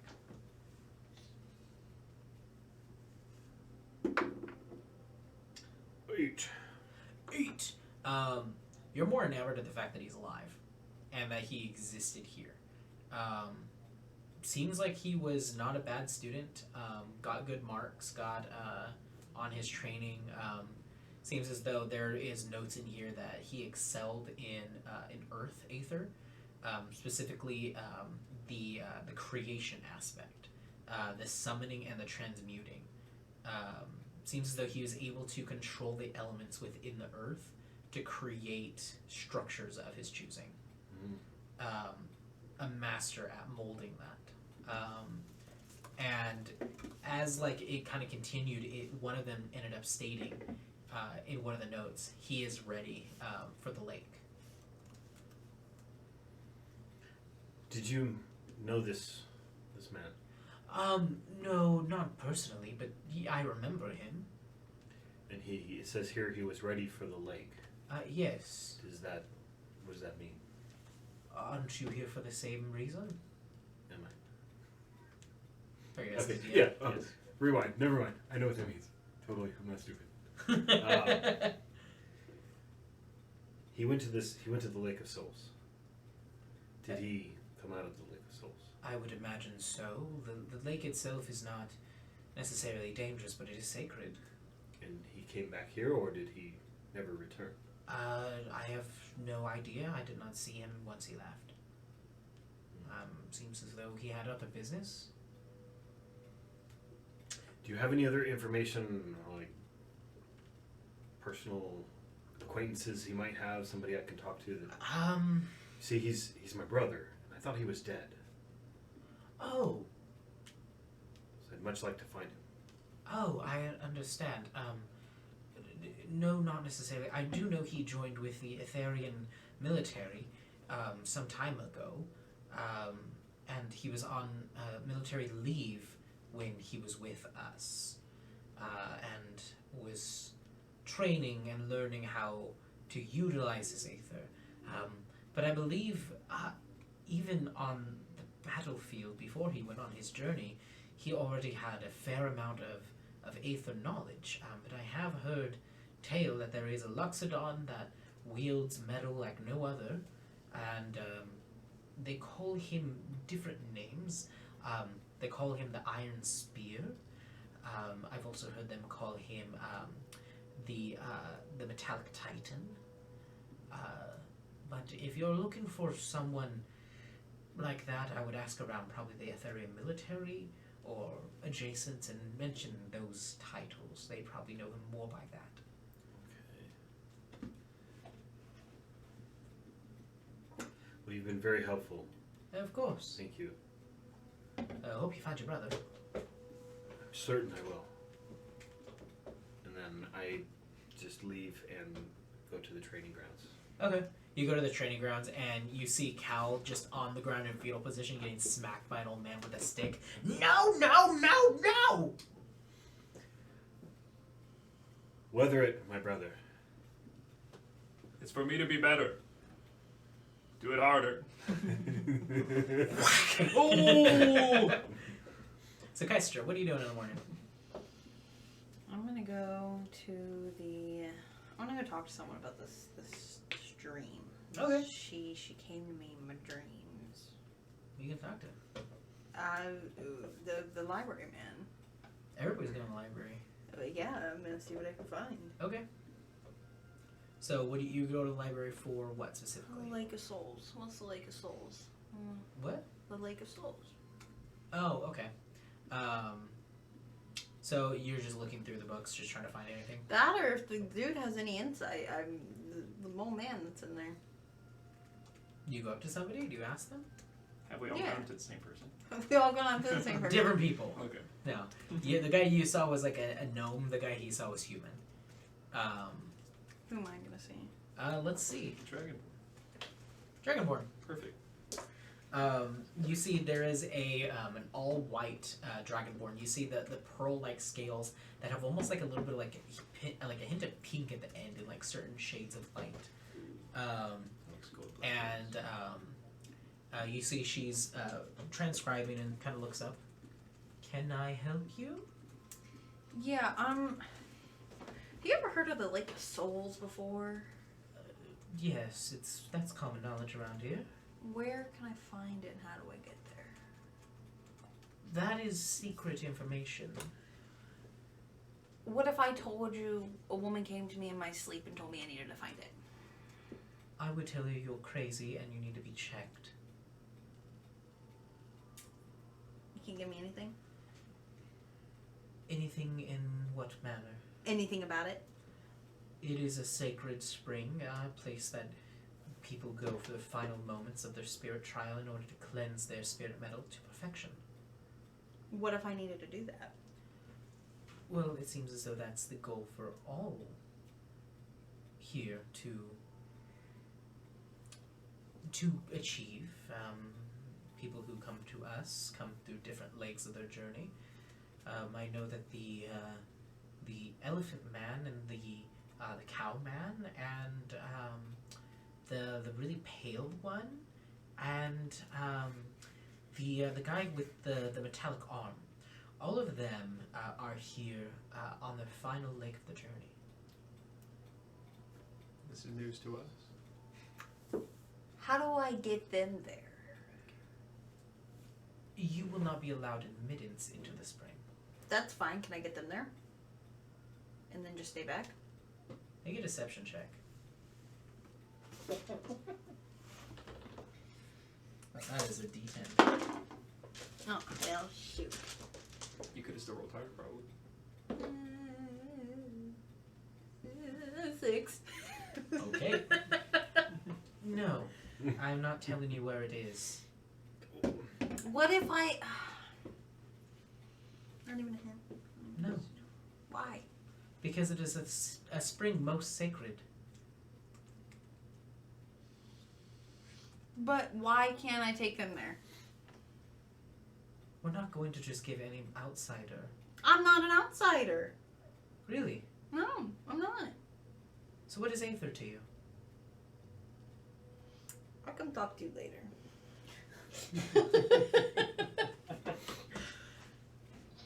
And then I leave.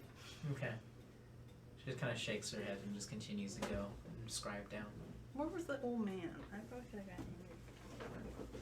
I guess I'll go outside. Okay. I'll go outside with these fools. So you go underground. You go in. Technically. I go outside. I go where they are. I Underground. don't know where it is. You I'm go, turned to around. you go to the training grounds. Yeah, Okay. underground. I'm tripping over my Training dream. undergrounds. Training underground. Thank you. But yeah, so you go down there, and this time you see Vodos getting smacked with a stick, and you're like, huh. What did you do this time? What didn't you do, Zero? You're too tall, that's what you did.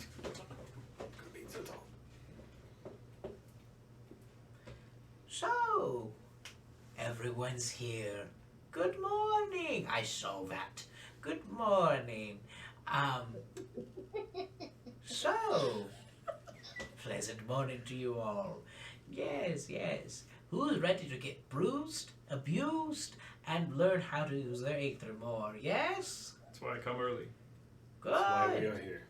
Good. Good. Well, let's begin. And he goes over to you. So, what do you want to work on today?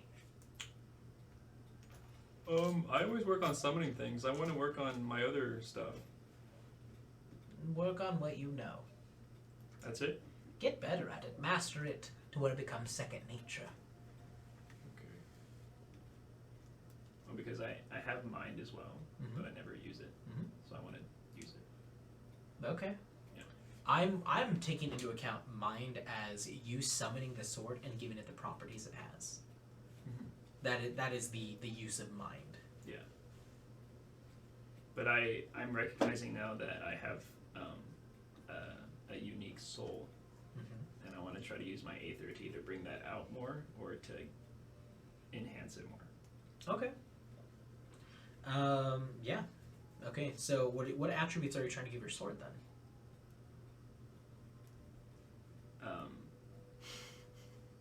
I mean, like my shard. Mm-hmm. That's what I'm trying to grow out. I see what you're saying. You're just trying to kind of like focus in on that. Mhm. Okay. More meditation for you then. Okay. Da, what are you planning on doing? More of the same. More of the control and just repetition. Perfect. You are starting to see little tiny clay golems kind of like sprout up, and it looks you're starting to see like these mushrooms that have like deep roots that are like connecting it, and tiny little like two-legged, no arms or anything. They look like an ATS. Is it ATST? Is that what it's called?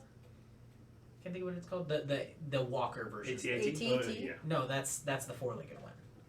Yeah, ATST is the two-legged. Thank you. There you go. So the ones that you find on Endor, those ones. Mhm.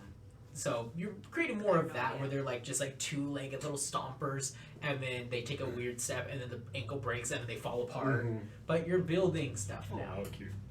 You're starting to like actually create structures with your aether. What do you want to do with your aether? She's starting from ground zero. These guys are ahead of her for sure. Perfect. So I'm getting beat a lot. Yes, you are. Like a lot. That's okay. Not the first time. Perfect. So with your aether, do you have any idea of what you're trying to achieve with your aether? Is there any form that you want it to have or possess?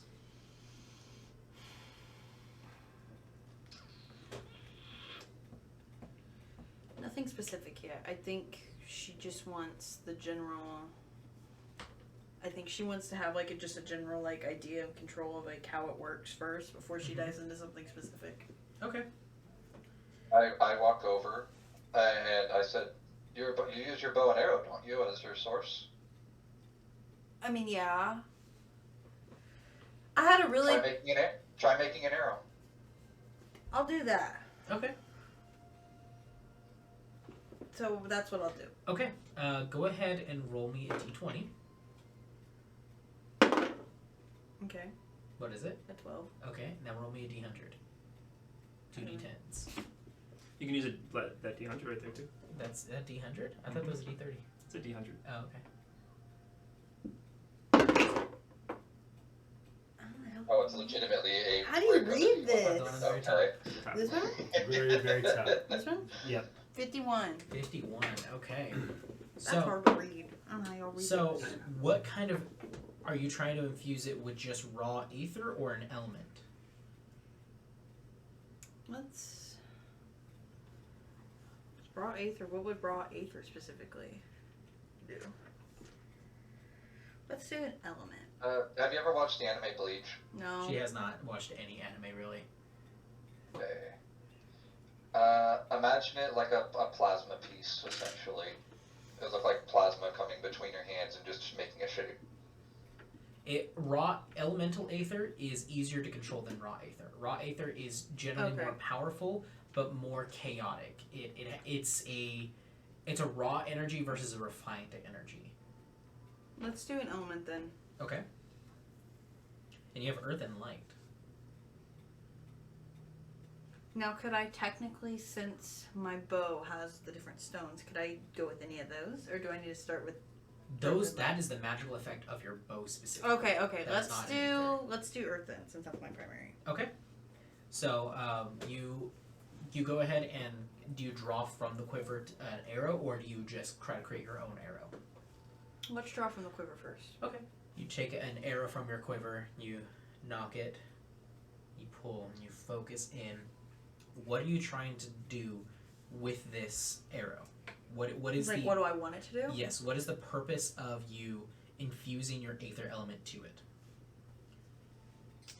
Well, it's earth, so that would be like the ground. Or... You have soul and spirit, so you can summon your aether outside of you as a physical thing, or you can change something to have the effect of earth or light. I think it'd be cool if I were to shoot it and it were to like be like a defensive mechanism, like it would like make the ground like Okay. into a wall or Cool. something like so that. what were your rolls again for the D20 and D100? 12 and 51. Thank you. Thanks. So 12, not much power behind it. No. But the 51, not as great of control, but you end up focusing and channeling in. You guys watch her draw the bow, and you see the tip of the arrow start to, almost like sand, just starts to appear out of nothing. And that slowly starts to turn into these crag-like rock structures that are kind of like floating crystals that kind of just like spark outwards into this like beautiful fractal, and almost like swirl around the arrow tip as she lets it free, and it launches. You see it land into the ground, and these stalactite like crystals start to just like in this pretty thin wall, but still a structure that looks like maybe about like 4 feet tall. You can restrain a goblin with that. Like 4 feet tall, but maybe like, I don't know, like maybe a foot, if that wide, but creating this small little structure out of these like beautiful like crystals that have now solidified. Cool. That kind of felt a little draining to you. Little. You're not used to using this weird feeling, but you do feel Different. You feel different. You feel like almost like you just ran a little bit after sitting for a long time. You just kind of are like, whew, a little winded. Yeah.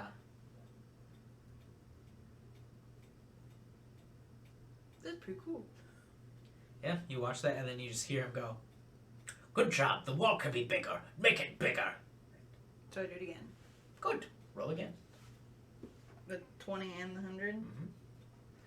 So, what does light mean to you? Oh, I don't remember what we originally talked about. I think light was more of an emotional thing. So if I'm... Light is positive, negative, or just emotions in general. What does light mean to you? I think it'd be a positive thing. A positive emotion, okay. And then what does earth mean to you?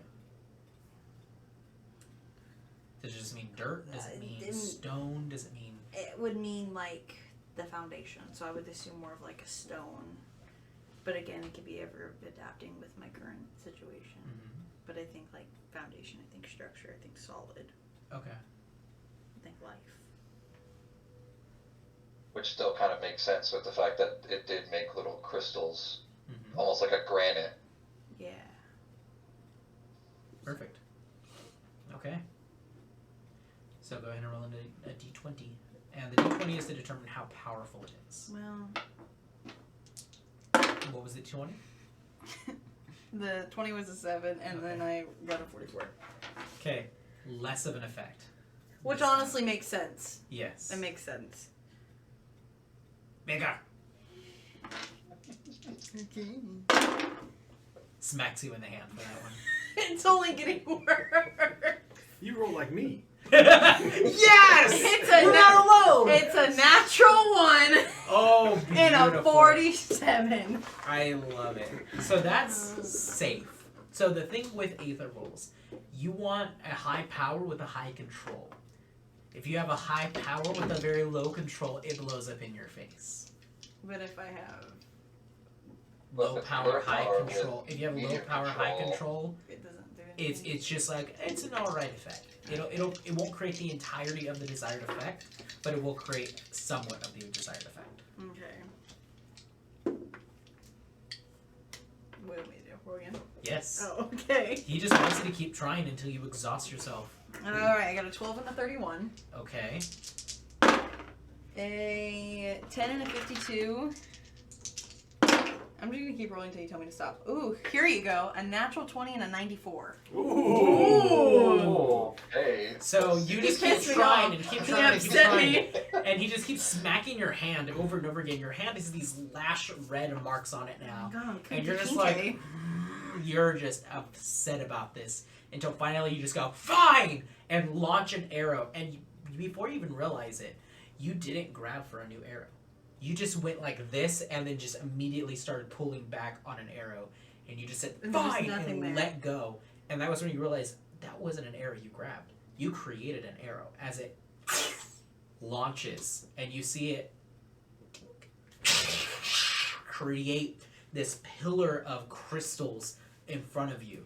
A good maybe 5 to 6 feet tall and pretty wide, I'd say, about 10 feet wide. It just a structure of these crystals that kind of appear, and all the crystals, they're not like jagged spears. They're like the ones that are naturally flat on the top that kind of have that crystalline shape. I can't think of what that mineral is called. Right, that's it. Where it's just a perfect cube. Pyrite?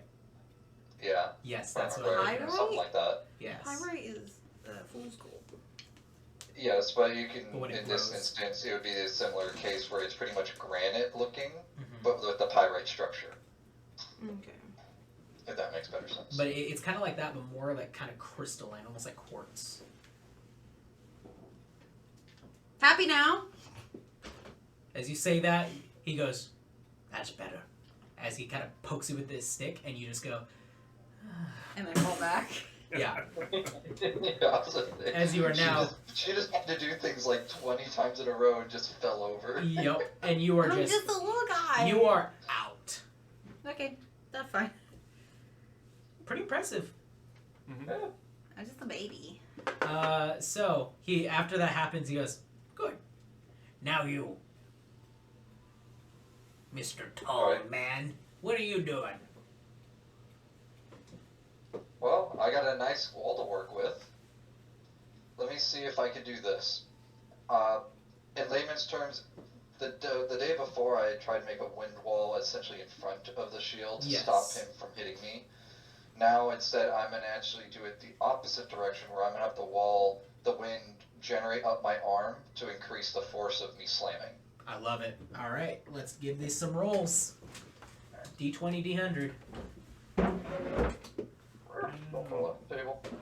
Okay, Right. that is Looking on a the floor. 53 and a 16. 53 and 16. Okay. You end up running towards it. You see Vodos run towards Kai's wall with that. You kicked The, it off the again. smaller one With first, that- by the way, No not the one massive kicked one she anything. made. Just Okay. making that clarifying now. Okay, the small structure. You run towards it, and with your shield, you go wham and bash it outwards. There's this wind force that's kind of created and crested around the shield and focused into a single point as he just bashes into it. It doesn't destroy it, but you do see it create a pretty large crack in the crystal in the smaller wall. I said I think I could do this for the rest of the day since she left the other wall there. Good. Keep doing. Any luck with your shard, you said? Is there? So what are you looking for? Well, every time Calamitous takes control, he kind of changes my body in Mhm. his way. Mhm. And every time he's not in control for a long time, something else changes it. So I want to give my own twist on it. That's what I'm going for. Interesting. Okay. This is going to be a very high roll because you're Yeah. changing an effect about your existence. Yeah, that's why I figured this is the best place to learn about it. So this is something that is going to be something you're going to have to maintain. Mhm. It's going to be, you've seen Free Run, right? Have you been watching Free Run? I don't know what that is. Okay. Anyway, it's something that you're gonna have to maintain for a while in order to make it a perfected state. Something that is a constant with you. With Calamitous, it's the wings, it's the visage of like this necrotic and fiendish, eldritch kind of essence. For you, to have a similar effect is something you're gonna have to focus on to create that to be your form. Yeah. So, these are gonna be high rolls. Yeah. So go ahead and roll for me, baby. I'll be rolling for how many months I'd be here. Is it not advantage? This is not advantage. Okay, sorry. No. Just a straight roll, right? Straight rolls. 18. 18. Nice. Are you gonna roll for control? Should I? Yes, you can. 77. Nice. Okay. So what is? I should have prefaced this before you rolled. What is the form you're going for? What physical attributes or metaphysical attributes are you trying to give yourself? I am trying to build myself in an image that is worthy of my goal. Okay. More divine. Something bigger, something stronger, something that can hold the weapon that I wielded before when I charged that much. I see. So you're just trying to basically boost your form, make yourself bigger, or you? What does that physically look like to you? The same thing, just bigger. Yeah, just strength. Mm-hmm. That's it. For now, yeah. Okay. You're not seeing any like immediate like Popeye taking spinach, you immediately grow muscles. Like Mhm. it's gonna take a while for you to kind of grow that presence and that strength. But you do feel that power in your chest, kind of like that, almost like when you get like really angry, you have that fire in your chest. Very similar. You're trying to create that and kind of stoke it into a brighter flame, into something that makes you stronger. But you do feel that not turmoil, but that fusion, that constant flux. You're starting to feel that, and you're trying to tap into that. Good portion of the day, it's very tiring. Yeah. But you're getting it. Nice. Da. Give me another roll.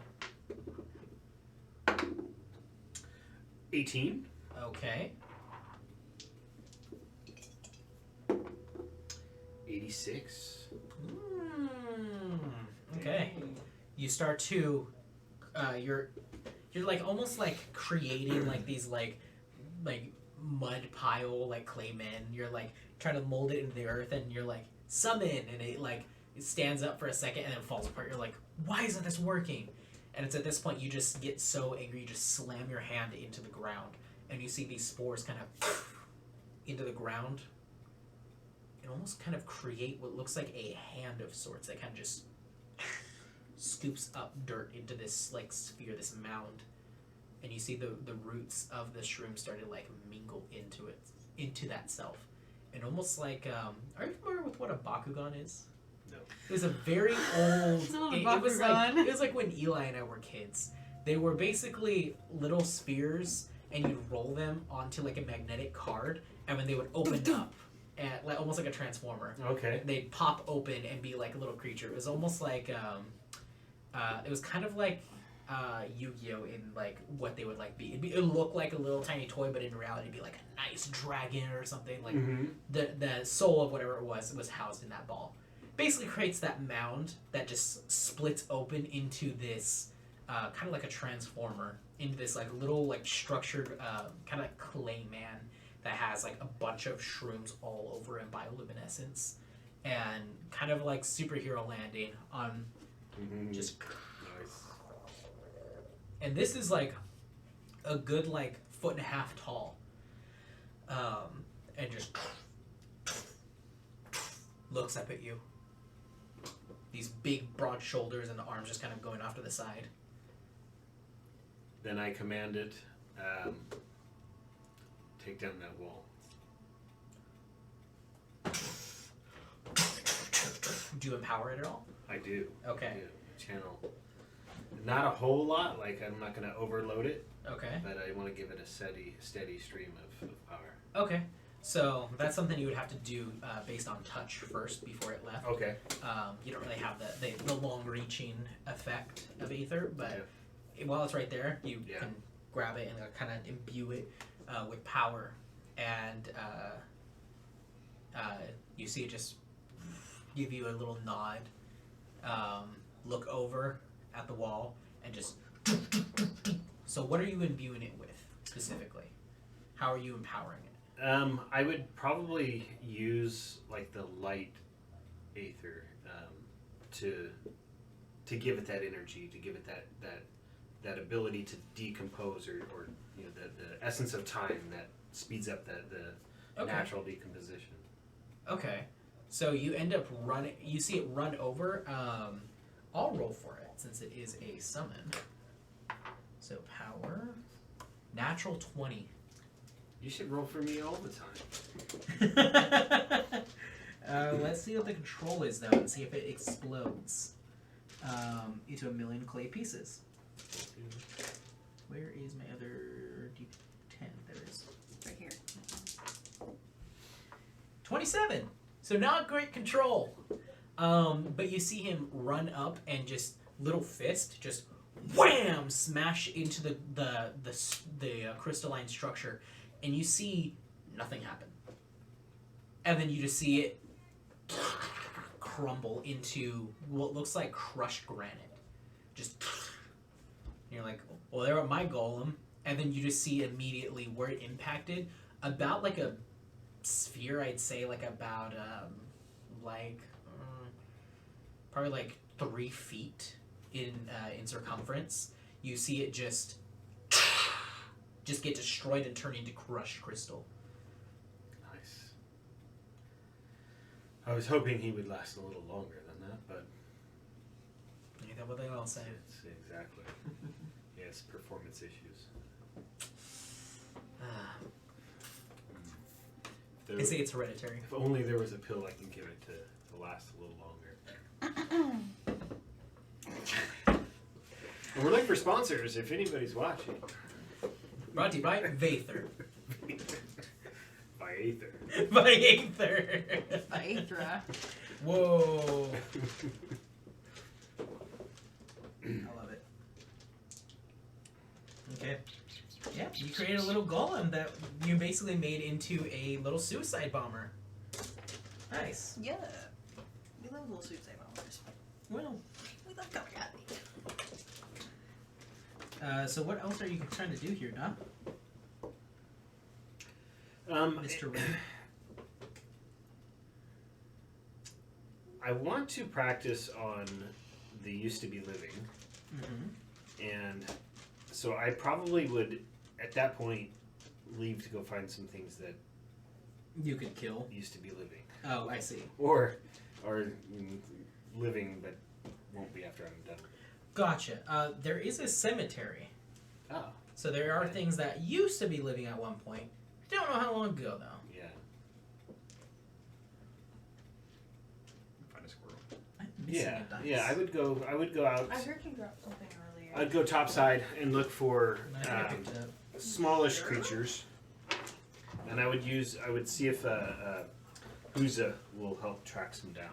Because who's a good boy? He's a good boy. Okay. So you end up sending out Huza in the brambles. Goes through the forest. Are you also looking? Yes, Okay, make me a perception check.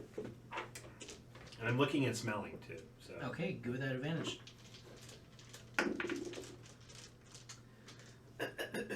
23. 23. Okay. You're in the middle of you go to the outskirts of the city. This is a place that is not really well maintained. There are a lot of vagrants around here, people that have just kind of like been hard of their luck and are only around this city in order to have like some sort of like protection. Like if a monster comes into this area, the monster is going to get killed by the sanctum because they don't want him near there. But also they're going to have He loves me. It's okay. I hope. so there's not really a presence or threat of monsters, but there are a lot of random people here of all different walks of life. all different races. Is there any that used to be living? Make an investigation check. Because now that you're seeing the populace, now you're looking more intently at them. Let's see, 16. 16. You walk over and you're kind of like smelling around, looking around, and you're like, that's decay. That's the smell of like something going through rigor mortis. All right, now I'll follow my nose. Okay. It always knows. So your nose always knows. Nose knows. Nose knows. Oh. You're it. I'm like sleeping. I'm not nothing. So you end up going over and you see that there's what looks like these people that are just kind of like looking at somebody who's just keeled over and died. Excuse me. Oh. Might I ask what happened here? Looks like you just died. Did you know this person? I think his name was Samuel or something. Samuel. Okay, clear away. Well, you are you able to do something I with may him? be able to help. Oh. Sure. We don't have coin or anything. I mean, No coin necessary. thank you. I mean, I didn't really know him well, but thank you. I don't guarantee that he'll be who he was. It depends on how far gone he is. So we'll see. Oh, all right. And you might want to steer pretty clear from here because this is some powerful magic that I'm about to perform. Make a deception or intimidation check. Your choice. Okay. I think You they're had advantage, by the way. They're both terrible. So Well, you're gonna have advantage because this Okay. is. You strolled up, said, "I can bring the dead back to life. Get away! I know strong magic." That's scary. So 10, and that was deception. Okay. Yeah, they immediately like. All right. They still take a few like. I mean, I steps just back. shillelagh real quick to give it Oh, that okay, and they start to like kind of back away a few more steps. performance. Then you drop the steak because you don't need it. Yeah. Yeah. No, I it stands up when I do it. It's just on its own. On its own with magic, and Yeah, you didn't with bury magic. it at all. A little tree grows. Yeah. Little roots come out and just hold it for me. That'd be a cool part. And you're like, Cool. "Thank you, Roots," and he goes. All right, so I'll get like on crisscross applesauce in like a meditation pose, and I'm going to just focus in, and what I would like to do is like gather the spores around my tusks and to imbue them with the aether before they leave, and then I'm going to try to pour those into the body. Okay. And raise him as my new son. Okay.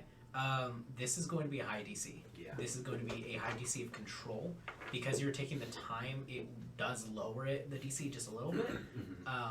It's not just like a spawn. It's like you're meditating, you're channeling it. But this body's been dead for a little bit. And then I will also. He's not rotting. Like you don't see like bits of him being destroyed, but you're looking at it, and there is a few like flies around, and probably like some eggs in it as well. So now starting to get to that like the gross start to phase. Not gross. It's The new the beginning. beauty of new beginnings. Let's Yes. see. I will also, while I'm channeling that, I'm going to just in my mind talk to Kongji and Quangji and ask them to help. Oh, dog! Long time no see. Yeah, we don't talk forever. No, we don't. You need to talk to us more, please. I need your help. What do you need? I am trying to animate this used to be living creature. Well, that's gross. I think we can harness Straight up. the aether and my spores work together to create this new life in this dead thing. That's kind of disgusting, but also beautiful. So give me your wisdom, give me your strength, and an advantage if you can. I'll say because you confined with them or convened with them, I'll give you advantage on the control. Okay, on the okay. power. I like that. Alright. 11. 11 for power, okay. Now roll advantage on control. Oh, Alright, so that was 64. Okay. And that was 200. 20. Gotcha. You stand there and channel the spores, kind of like almost like you have a bunch of butterflies on your tusks, but made of spores, kind of like just flutter outwards off of them, and just go onto And this body. I also I kind of didgeridoo through my my trunk while I'm doing it. Cool. Okay. Okay. So you end up covering it. You're like, I feel the connection. You feel connections to this thing. I could feel it. You could feel it. What do you do? As I feel that connection, I feel that it's like not very, Not Strong. very strong. and I just try to will it to lift a hand, Lift a hand, okay. just to lift it up like. You see breaking the rigor mortis and breaking apart and just an arm. Raise it. And then I kind of just look back over my shoulder to see if those guys are watching. They're horrified. Good. So I just kind of make eye contact with him, and then I nod, and then I look back to, and I keep didgeridooing the whole time, and then I try to will it to stand up. You go stand up and you see it just the legs drag backwards as you see this part of the body raise up, the rest of it doesn't. You see basically just like the lower torso and then a bit of the arm just like shift down to be part of that torso, almost like a Mike Wazowski-esque, with just like just the torso, the legs, and the arm all covered in multiple different parts of spores and just raise up. So like the rest of the body It's- detaches? Is Yeah, that what the rest of the body is just there and Stuck to the ground. didn't get a good connection. Mm-hmm. Okay. But now you have this weird abomination of just two grown human legs attached to a lower torso of a human, and then an arm that's attached to that lower torso as well. Yes. So I'm he's a good helping hand. I'm picturing the 1990s video game Terminator when it's just the arms after you Oh my gosh. beat the first round. All right, so I'm going to try to coax him to get on my back like a backpack. Starts shambling over to you, And I'm already sitting down, so he Yeah. doesn't have to climb. and then you just feel a very cold hand just like wrap around your neck, like almost like it's trying to like choke you. You're like, uh-oh. And then the legs kind of like around your torso as best as they can. And then I I'm feeling stand. a Hellboy reference right now. Yup. So I stand up and I look back at those guys that were watching, and I just say, he was too far gone, but he will be very useful in the coming battles, the coming training that we have. Roll a control check. Yep. Any advantage? No. Ocho. 1? 8. You rolled chose it. 8. I think. You rolled a d20. Jeez. Oh, am I rolling control? Control, not power. I was rolling power. Sorry. 11. Nice. You go, he will be in great battles, revered by all. And you just see the arm just like fall off, and then because the arm fell off, the whole torso just goes and like a hinge, just flap down and then fall away, and the legs are just still wrapped around you like a belt.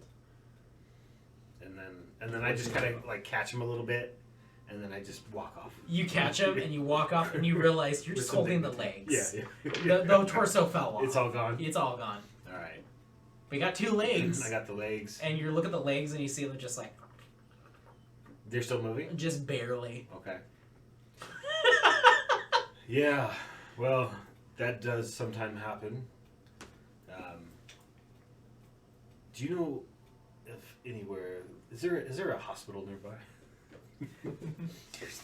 No! Where's your infirmary? Where do your sick go? They die. Like this fella. Okay. Well, he's not going to be much use as I thought, so you might want to lay him to rest.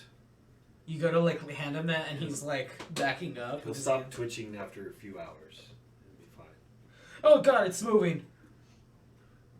How are you feeling? I'm feeling great. Do you need help? No.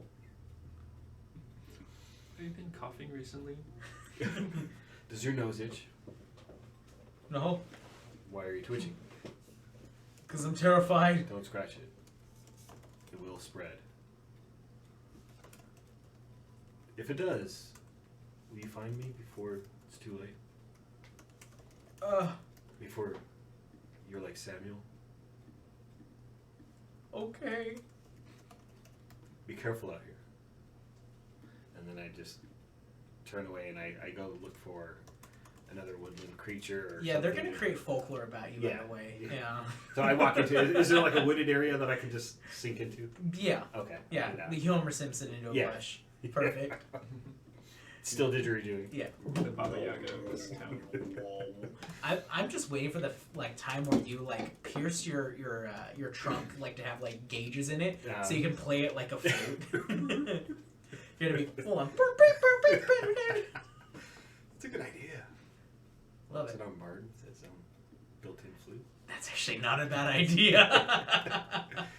That's a terrifying bard idea. It's one I love it. multi-classing, you know. You put a bunch of like earrings that are bells on your ears and One-man band. yes. You slap on your belly and it's like Yeah. it's so stupid. You have a bunch of Myconids doing the drums for you. Yeah. They- Just like And little mushroom pads on my shoulder. Drumline. that's the multi-class we all needed. Yeah, yeah. Alright. Well, if we level up, let me know. Okay. Do you want to level up? Yeah. Do that. So I probably spend the rest of the day trying to find and just repeat that on squirrels and bugs Okay. and whatever I can find. Yeah, you're gonna have to kill things. Yeah, most yeah, likely. yeah. You They're up look like that. back and you're like you walk through your bush and you turn around and you see who's there just going with a big tail wagging and you see just a possum. Is it really dead? Alright, I'm gonna try it. And Okay, then try to reanimate it. perfect. Let's try it again. Okay. And I do the same thing. I kind of take my time Okay, advantage Concentrate. on control then. and I roll a 4 On power. on power. Okay. But it's just an opossum, so it's not like I need a lot of power. 89. 80. I got all the control, none of the power. So you end up going to control it, and you're like channeling. You're like, why isn't this working? It's playing possum, and it flips over and goes, and you see Huza just go, and just crush its neck. I will try this again. Oh, I thought it was dead. Oh, that was close to catching it too. Natural 20. No. 14 14. Okay. and 75. Nice. Like that. You now have a rising corpse of a possum with the little legs kind of like shifting and shambling in. The spores kind of like grabbing the neck and like all of like the tendons that were detached from the bite and start to like kind of like piece them together and like the mouth is like just hanging as the jaw was broken, but it looks like the spores are like kind of like creating almost like hinges to attach it and like these like big old like strands of like spore like roots are just now starting to attach it and almost like create like this sewing of it to connect back. Nice. And it just look over at you. The eyes themselves immediately start to turn white as they are just starting to be clouded and consumed. My new pet. So then I will have him do the same, like crawl onto my back, but I want him to get onto my tusks and use his tail to wrap around my tusk and hang there. And then I'll make my way back to the training ground. Beautiful. That's terrifying. So now you have a little possum. I'm gonna say we'll use your spore ability. So it's gonna have the same effect of health pool that we talked about for your other, like your instant raise. Yeah. It's gonna have that same health pool. Okay. So what was it? Was it like? My notes. Wasn't it like 2 times your proficiency or something, like, or 4 times your I proficiency? think so. That's a pretty beefy possum. Yeah.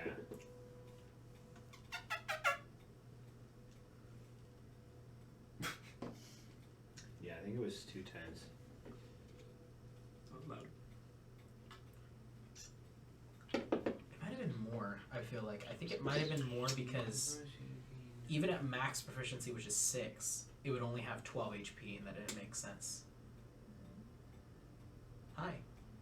I think we use proficiency only for the radius of the Halo Spores. I think we ended up using it for the health as well. I want to say it was like ×3 maybe? ×3 or ×4, because it wasn't ×2. So at level 17, it's a max of 18. I feel like I gave it more health than that. Regardless. Yeah, I don't see it in my notes. Yeah, I don't It's know. based on your level. Based it on proficiency, I think. Let me go to my notes. Because I send you everything through Discord. Let's see. Discs. The fungal infestation. Is that what we were? Make a zombie at 1 HP. You control. Let's see.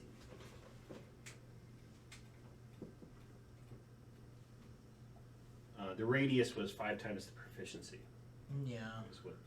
Yeah.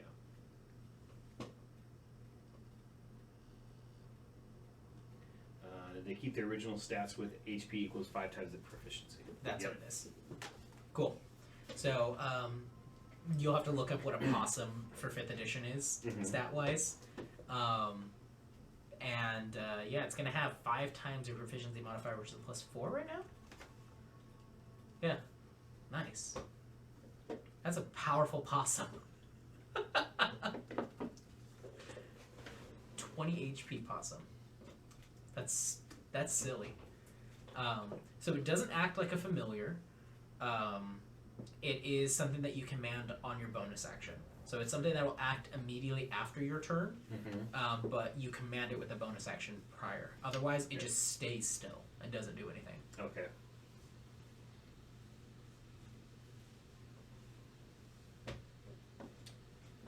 Cool.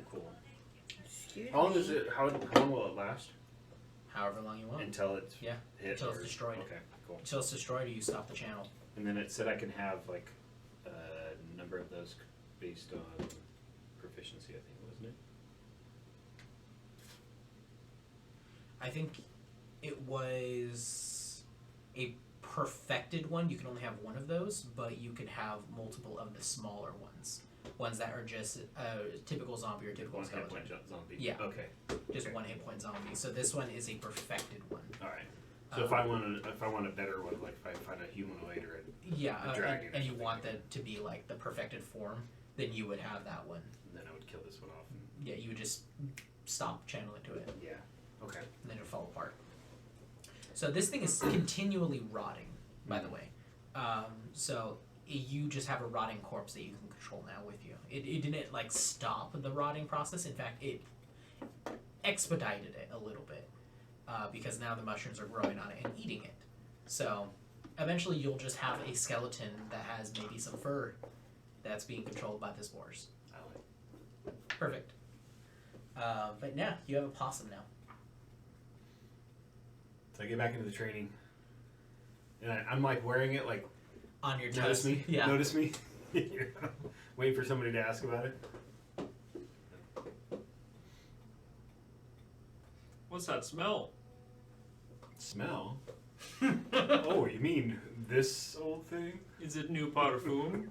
Parfum.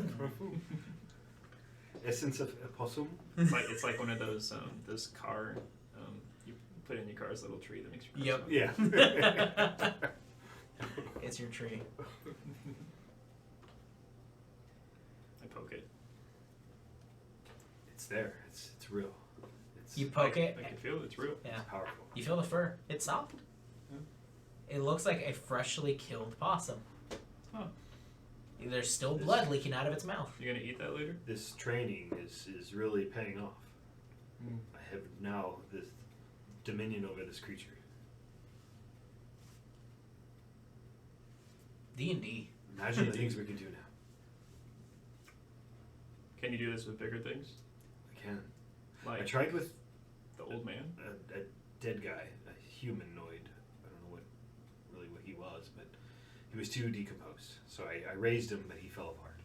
What if you do it to someone that's alive and not decomposed? That is the next step. Okay, you should try it on Gramps. I can hear you.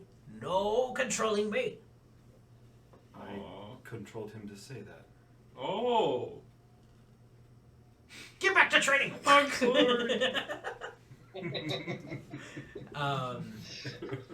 As you're starting to like go over and you look down and you see Kai is just laying there unconscious. He's not trying to control me. Okay, so I say crisscross applesauce. Look, that was the first thing. Please don't cut her control. Please don't. Please don't. So I will kind of like with the staff kind of. Is she okay? She's exhausted. Should I drag her out of the training ground? No, she should be fine. Maybe. So I cause some mushrooms to grow under her head to at least give her a pillow, Okay. and then I hope she'll be okay. The Perfect. methods are crude and difficult, but Good. they, as you can see, they work. That's disgusting. I like it. I do too.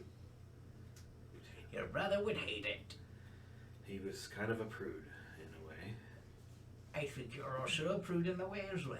Yes. Well, we do come from the same parents. You see, he goes ahead and picks up, like, goes into his pocket and holds like a metal ball bearing and goes, Ooh, metal, be afraid. I was once actually would have been afraid of metal. I don't enjoy using it, but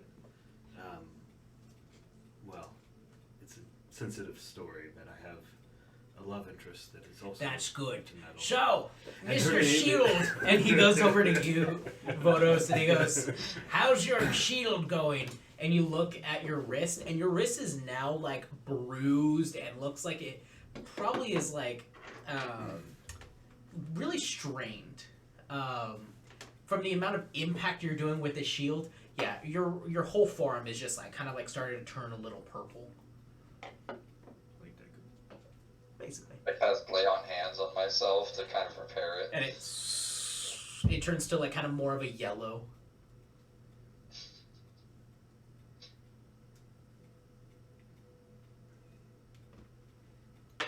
I look back at the little crotchety man and I ask him,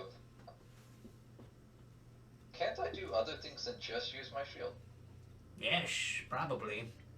From what I can see, your aether creates some strong effects. So, but what it seems like for you, that your aether can spiral. Your air at least spirals to high speeds, creates destructive force.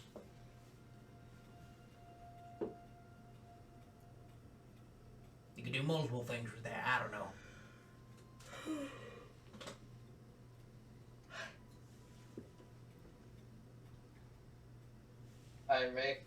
I think about it, and then I remember the moment in the forest where I kind of made that ball. Mm-hmm.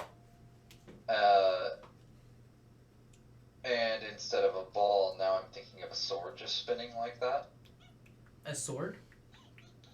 Well, sort of. Like a needle almost? Like a drill? Yeah, but in this sense, it would be almost like on the front of my shield, there would be, at the very center point, it would be like a pressure point almost. And it would come out about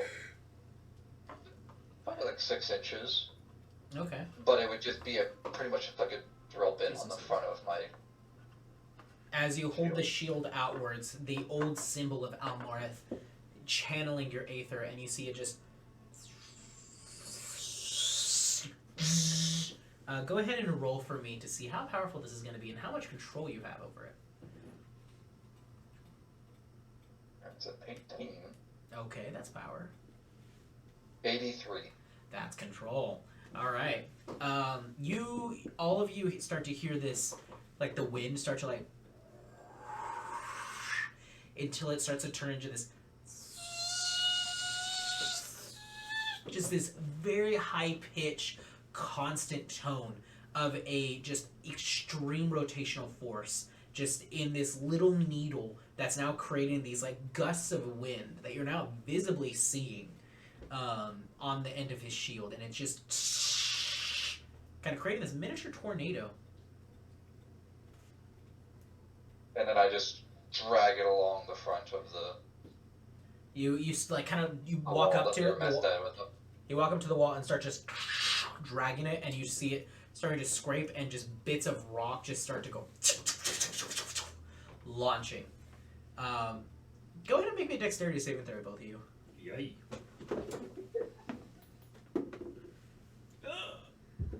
I died. It's 19. That's 3. Okay, you're good.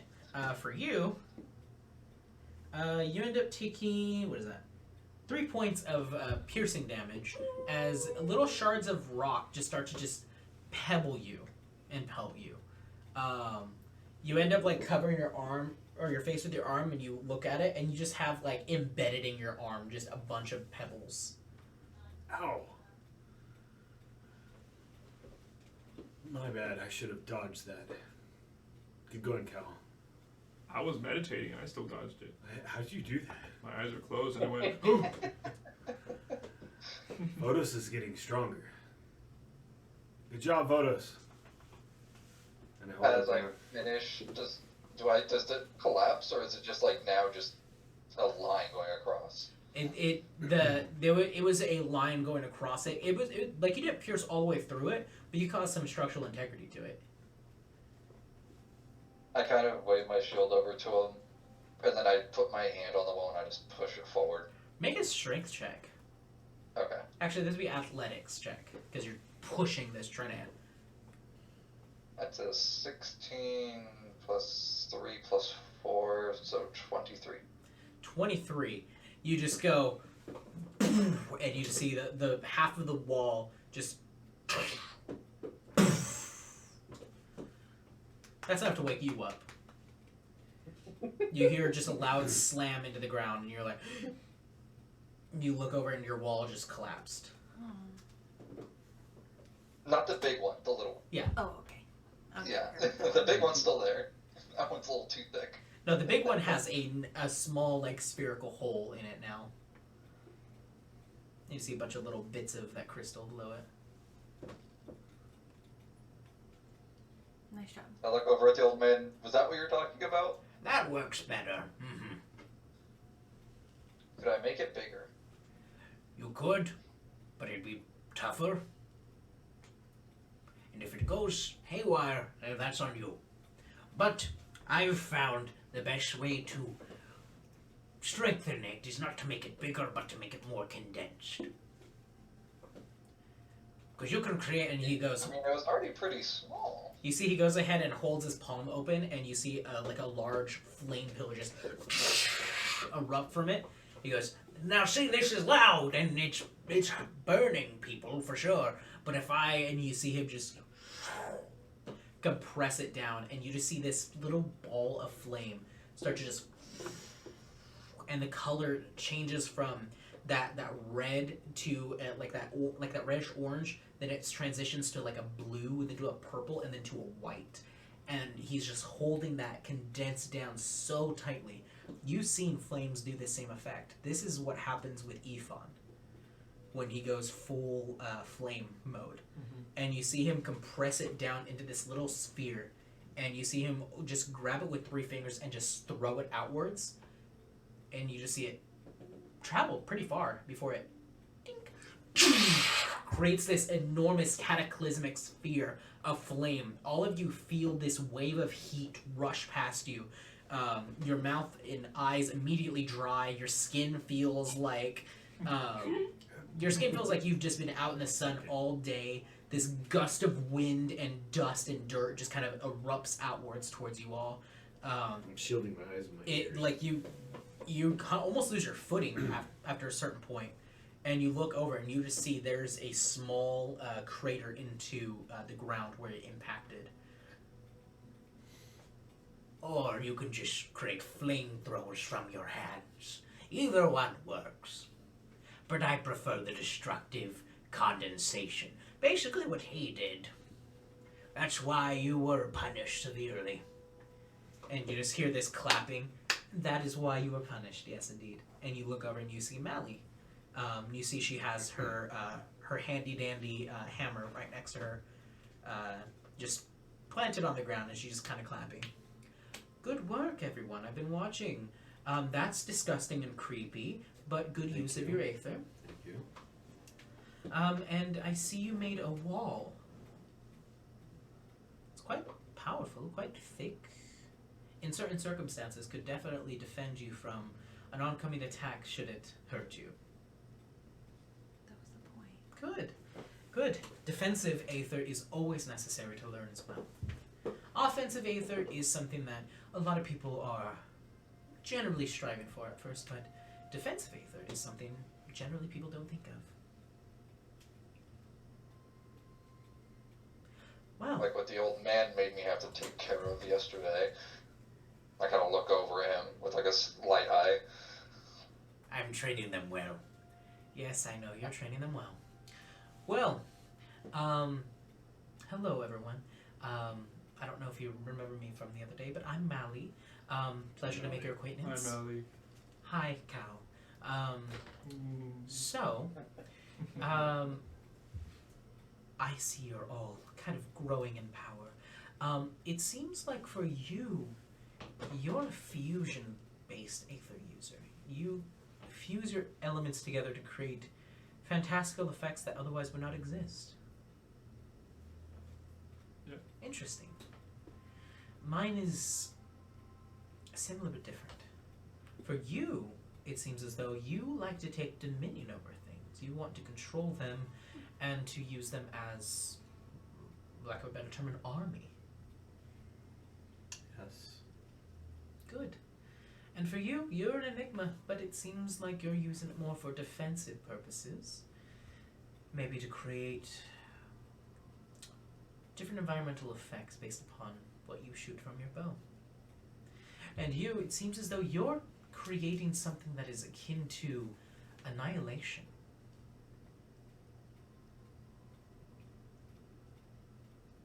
I'm just remembering what I learned in the war. It might serve you well.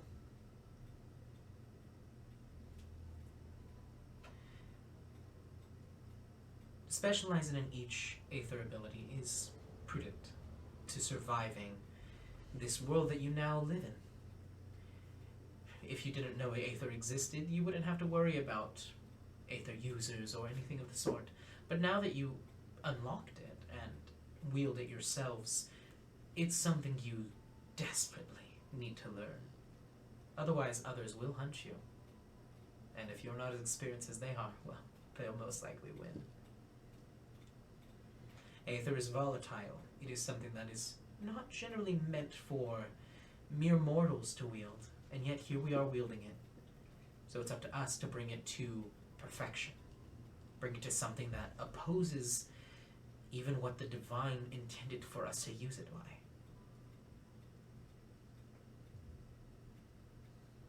the original users of this used to just create simple flames, winds to make them go a little faster, to cool themselves down, create waters to water their crops. But now we've created these effects that transcend merely just the elements themselves, that create new beginnings, new power. And you all are part of that next generation. These are more complicated times. Seems like it used to be much simpler. Much more complicated times. With the moving of Simon C2 and the other patrons of the elements within Etheria, I'm having to try to keep them in line, and oh boy, they aren't friendly about it sometimes. Especially that Blake Galador. Do we know that guy? Who is this? Blake? Oh, she's the matron of Earth. Gal. Oh, the Tabaxi? No. Oh, She's human. that was a difficult one. She is the matron of Earth within Etheria. I'm not sure if you know how Etheria patrons work, but each element is given a leader of that element to command it. They're given title, land, and power in order to advise the councils on matters regarding their element or their section. Now Blake, otherwise known as the Dust Maven, she owns a shipping company known as From Dusk Till Dawn. Clever. Quite a ruthless businesswoman. I wouldn't want to get involved with her. Yeah, me neither. Yeah. We'll stay away from her. No, but she is the matron of Earth. Quite devastating. But yes, I am also the matron of Fire within Etheria. Although I don't follow their rule necessarily, I more so create my own judgment, and the only reason I want to stay is because I feel like I can make a difference to course correct us back to more traditional ways. So you're not for Etheria? No, I'm an Etherian citizen through and through, but I don't want to see my nation fall to corruption. It may be a corrupt nation, it may have a lot of corruption within it, but that does not mean that I myself am corrupt. I wish to see it changed. As do we. Good. How do you become this matron? Who gives you this title? And My previous master was the previous patron. He also wielded flames in the same way. Well, in a different way. His were more flames that annihilated things. Mine are flames that allow me to control the energy of the universe. that's a lot of energy. It is a lot of energy. I basically superheat my body in order to be more heat than the universe. That's why you were on fire before. Yes, I call that a parallel shift. It's essentially, I don't know how well versed into the modern sciences you are, but there are studies showing that everything itself is aether, and there are certain rules that the universe follows. My ability is able to bend those rules. So parallel shift, as I call it, is where I shift my location from one location to another instantaneously by superheating my body. So does anybody that can wield fire, can they do this? If they dedicate their life to it, maybe. Ifan should learn that. Although from what I can see from his flames, his are more destroying other aether. And himself. And himself. Burning up aether. Like fuel. Mine is about shifting my location and what I deem to be shifted. Others can call it teleportation. Others call it time travel. It has many names. What? You just guys.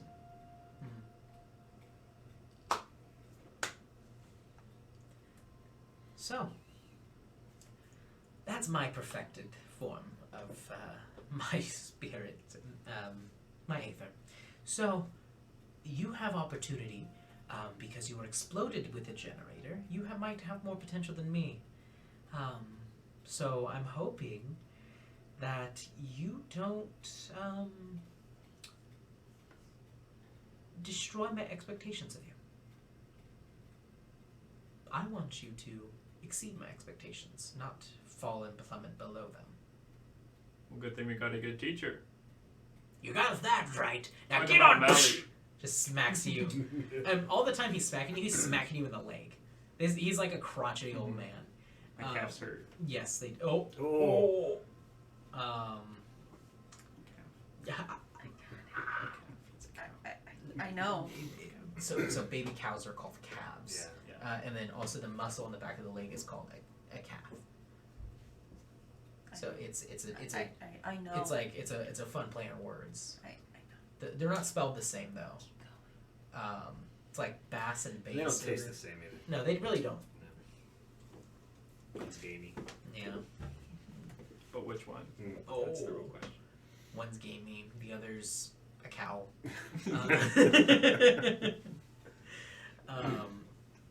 So, she goes, well, This is encouraging.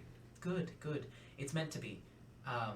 But I will also say, don't create any catastrophic effects like you did before, because I will kill you.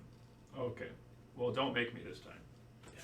So we should be good now. So our instructor should guide us when we're going a little too far to kind of pull it back. Because we can't tell. And I like Ours the are old man. closed. She looks down at him. Yes, he should. All right. Good. Well, thank you. There is urgent business of me needed over in Etheria, so I will be gone for the next few days. There is a proceeding and a meeting of the Royal Council and her inner circle of cult members. So, I will see you all in a while. Good luck with them. Yeah. They're really mean. Seems likely. Master Cordell, of all of them too, is just so pompous as she starts to walk away, and you just see she takes a step, and then just in a flash, almost like her visage like turns to static, and just and you just see just like steam where she once was. That would be so handy to learn how to do that. Yeah. Which you did notice though, when she teleported in that way for you, it looked like it visibly burned her to transport the energy that you created there and instantaneously teleport herself back. She looks like she put in more effort than usual to do that.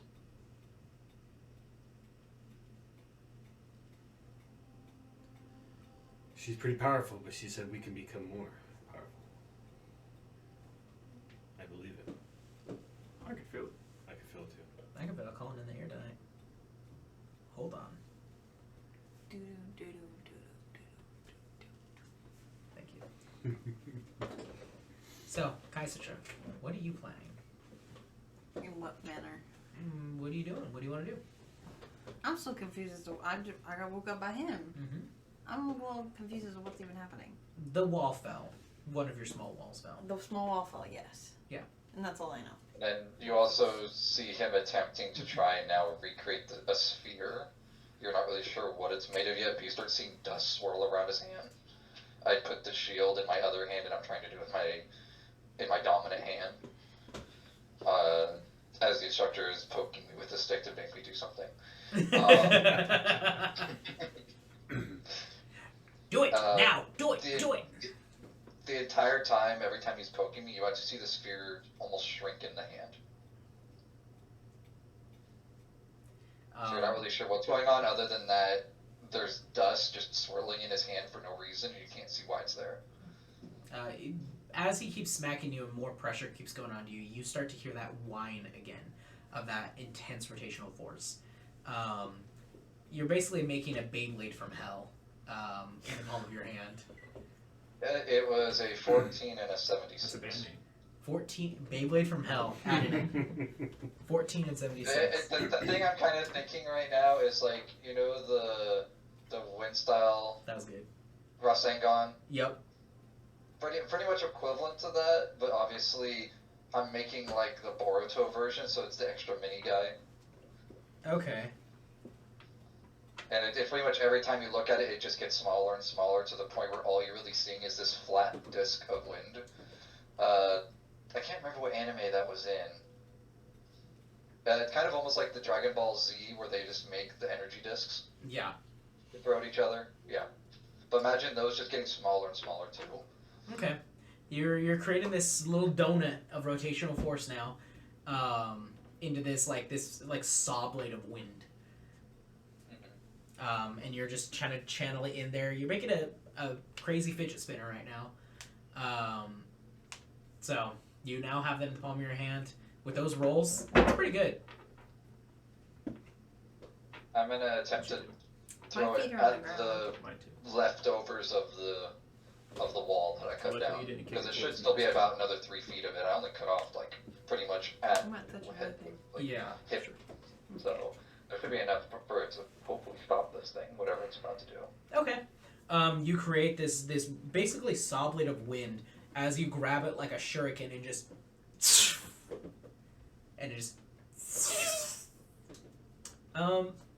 go ahead and roll me a d20 again.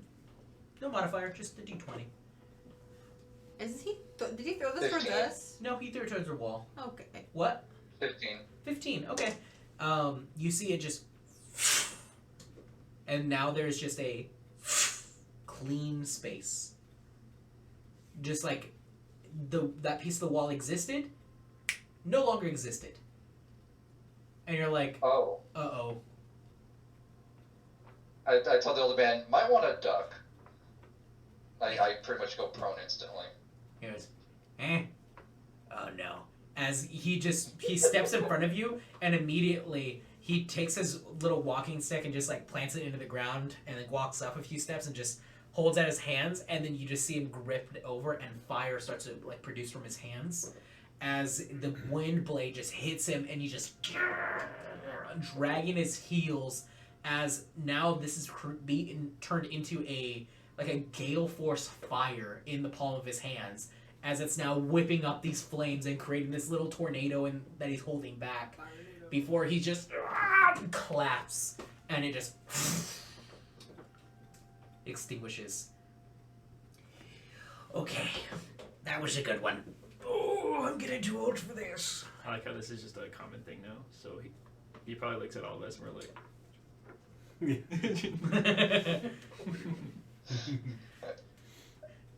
I gotta be right back. Okay. Your possum, unbothered by everything. Your possum has no personality. Yeah. It is 100% It's just kinda, yeah. No it's kind of just like personality. roadkill. No, it's a Valley Girl roadkill. Yeah. What? It's a Valley Girl possum roadkill. I don't know what that means. It has no personality. Get it. It's a Valley Girl. I don't get it. Okay. I don't get it. Okay. Okay. you must be a belly girl. Must be. So with all of the wall rubble, I would like to try to get some of that the crystals and try using aether, try to form that into like a armor for my opossum, Okay. and just Silly. kind of like plate. Oh, that's silly. Whatever I possum. love it. Okay, this is going to be more control than it's going to be power that's Okay. needed.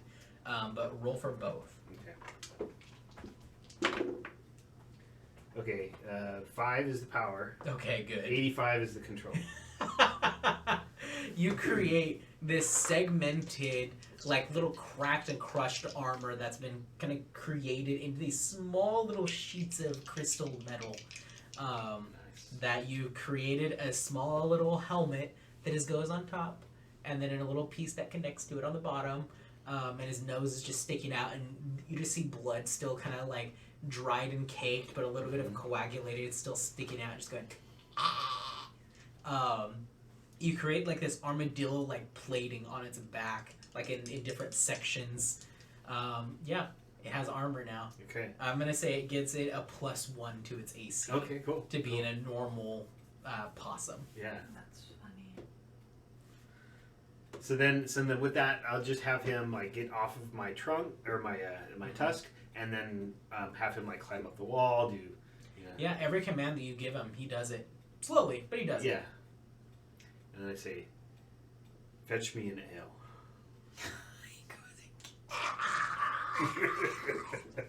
And he just kind of stops and just looks at you. He has no idea where to find an ale. And then I guess communicating with him, I'm probably just projecting thoughts or images and stuff. And I project the image of the mess hall and like directions to it. Imagine that thing running on all fours with the armor on into the mess hall, and everyone's the dude in the beefy store, and he's just like throws the fork down again and he leaves. It takes his plate. Still from the same guy. A little Same guy. bit later, the possum does come back. No cup. Just comes back Does he throw it out? and then just throws it up into the palm of your hand. Ew. It's coagulated blood, bits of mushrooms, bits of like probably decomposing organs, little chunks of meat, and some nice ale. And there's ale in there. Yeah, and there's ale in there. Don't do Are you thirsty, Cal? You can drink Sure. it. I'm good. So you just take a little slip. It's not good. No. Good So job. I come back to coagulated blood. Oh yeah, Yeah, so he and sent his possum on a mission to go get him ale. It got ale, drank the ale, and then came back and threw it back up. Okay. And I D&D. was honor bound to drink it because that would have been rude to send him all that way and then not drink it. But you do notice that there's like a piece of like looks like somebody tried to stab him with a fork, being that there is a fork embedded in him. Is it like in the armor or is it it's did like- did it penetrate? It's like kind of almost just it like slightly. It's just stuck. Okay, I'll leave it there. Okay, Kinda cool. nice. He's got his own tusk now. Yeah. Yeah, there we go. He has his own Forky. tusk. Yeah, Forky. Forky from Toy Story. Not Alright. Sporky. That's it's Forky. It's Sporky. Okay. Or he's the sport from VeggieTales. Oh no, not the angry sporks. Oh gosh, those Nazis are terrifying. I have no idea what you're talking about. We're mixing two genres together that you have no idea of either of them. VeggieTales and Lord of the Rings. Otherwise known as Lord of the Beans. Lord of the Beans. I loved Lord of the Beans. Lord of the Beans was good. Oh, you didn't like Lord of the Beans? I don't know what that is. It's Lord of the Beans. So why not? So, you guys continue training, and now it's time for mess hall. End of the day.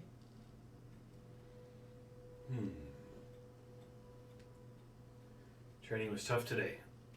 We earned a good meal. Vodos, that was impressive. I still have the shards in my arm. Sorry about that. Here, No. knife lay on hands, his arm, and the pellets poke out of his skin as the skin healed Kind of over. like heals up and they just go. Thank you. No, that was my fault for not dodging when I should have. I mean, I'm not even sure how I didn't hit him. He was sitting there, so He was it was just it happened to go in your direction more. he had his eyes closed. He was meditating. I've become one with the spirits. Yes. Channeling of power. Yes. You're enlightened. Maybe you too will once get there, son. Whoa.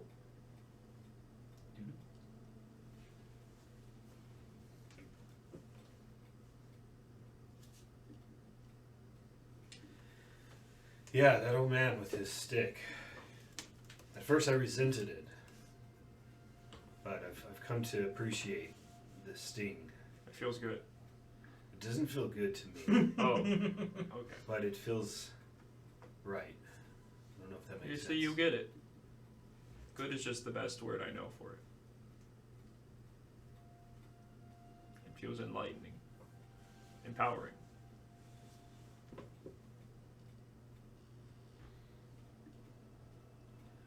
I say when we're done with our training, we take his staff. And break. We beat the heck out Oh, of him. okay. As we're gaining some from this beating, so should he. There's a balance. We should enlighten him as well. Yes. It's selfish for us to take it all. Yes. My character kind of looks back and forth. He's like, I need to figure out what he did to stop what I did. Maybe when we beat him with his stick, he'll tell us. Seems like his fire kind of merged with your whirlwind blade thing. Yeah, but it was more than that. He almost as if he took control of the Aether itself and then forced it to stop. We should ask him tomorrow. That would be the defensive measures that Mally was talking about. Yeah, It's like especially if Don. I'm going to create that much force unintentionally on a battlefield, the last thing I want is for it to hit all of you guys in the process like it keeps happening. It's Like also even the when I last thing made I want. my little shield wall to stop him, it still gouged the hell out of the ground, and that would screw you guys if you were in front of me. Yes. Right? So that's all that character just keeps on grumbling about. You need to be in the front, but if you guys are behind me, then I'm going to cause problems for you guys. It just keeps grumbling as he's walking towards dinner. Yeah. It's a good lesson. We should all learn how to control the powers. They can become out of control easily. It's lamb stew and mashed potatoes day. Yum. That's actually Rum. really good. Rum. Yeah? How are you? I'm good. What'd you call me for? I really like your hair. Oh, thank you. And you see him just rub a bald head. You haven't balded yet. There's still one. You're right. There is old Lucky right there. That's the trusty old hair. And he pulls it out. It's good luck. Hey, let's hope it stays that way. Ale! Yeah. Shut up. Okay.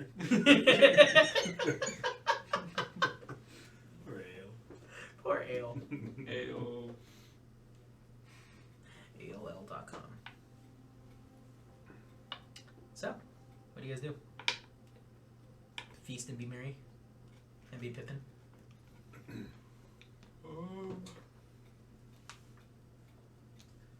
Nice. Yeah, I Wait, do. with what I'm doing with my Aether, I don't really need to be in the training grounds, right? Not necessarily, no. That's something you can channel on your own. Training grounds are just a good place to kind of settle in. I mean, you could do it in your room if you wanted to, but having supervision, always nice if you go out of control. I'll go to my room. Okay. You bring your dinner to there, or you just skip dinner? I chugged it.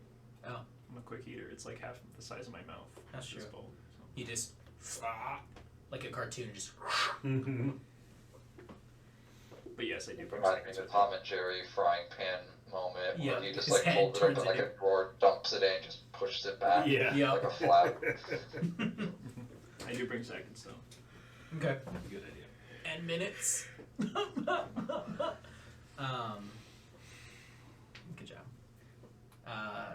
So, with you guys there, you do see the crotchety old man walk up there, kind of sit down next to you guys. So, you're tired, huh? Yes. I'm tired of you guys failing. Do better. You're doing good, but do better. We try to. All right. Any advice on how to do better? I know that's inspirational, but not very You instructional. know, not really. Just keep doing what you're doing and just keep improving on it. Our friend had a good point. You were able to stop that wind blade thing. Oh, yeah. How did you do that?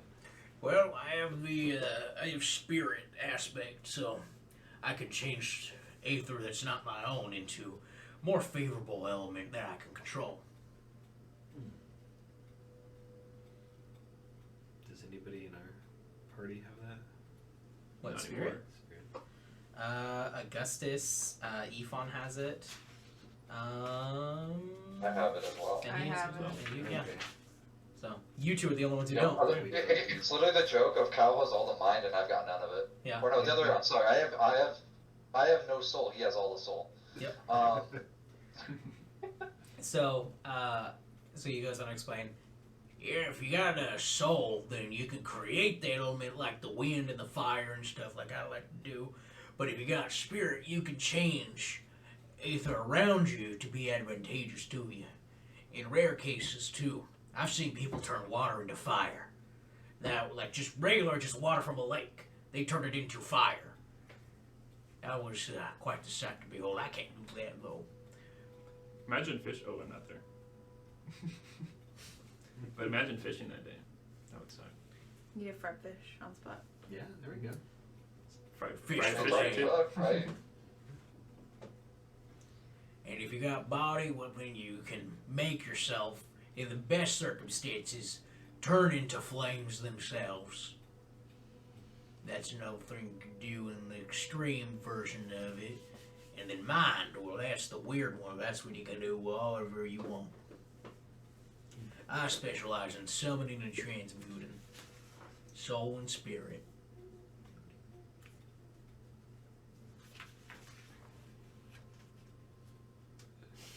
Nice. Twins!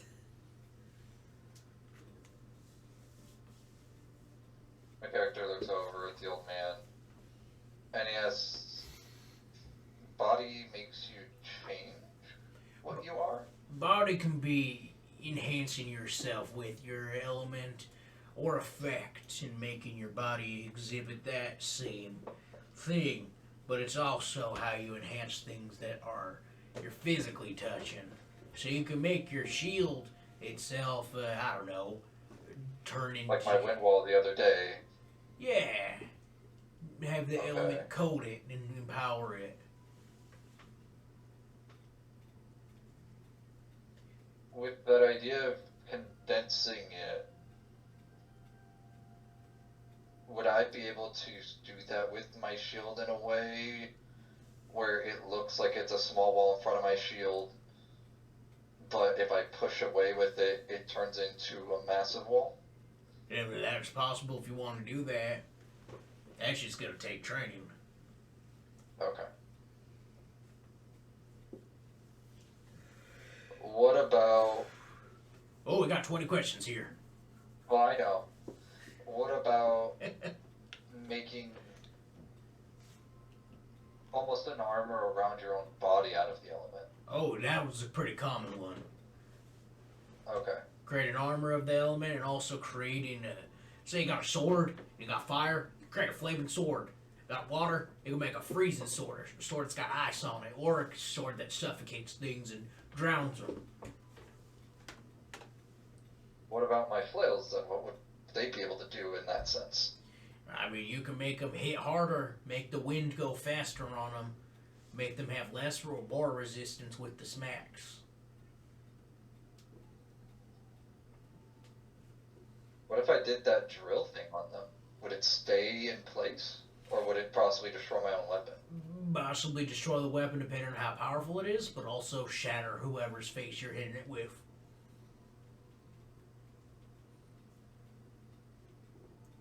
My character gets back up and starts going back towards the training grounds. That's why we got spirit metal. It doesn't break to aether really easily. But it can't. He see Bodos just disappear and start walking towards the training grounds. You walk over to the training grounds and you pass by Cal, who's muttering to himself, just holding his chest. I'd leave him to it. Last time I distracted him, a big magical black sword appeared out of nowhere.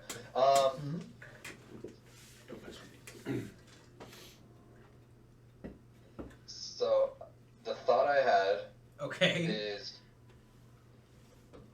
he said the major thing I keep remembering is if it doesn't have spirit metal attached to it, it destroys the material, or it absorbs the material, essentially.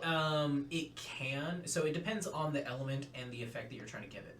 So if if it's flames and you're attaching it to a metal thing, and that thing is not tempered well, or it's not made by a spirit metal craftsman out of spirit metal, it could get to the point where it'll destroy the sword and make it melt.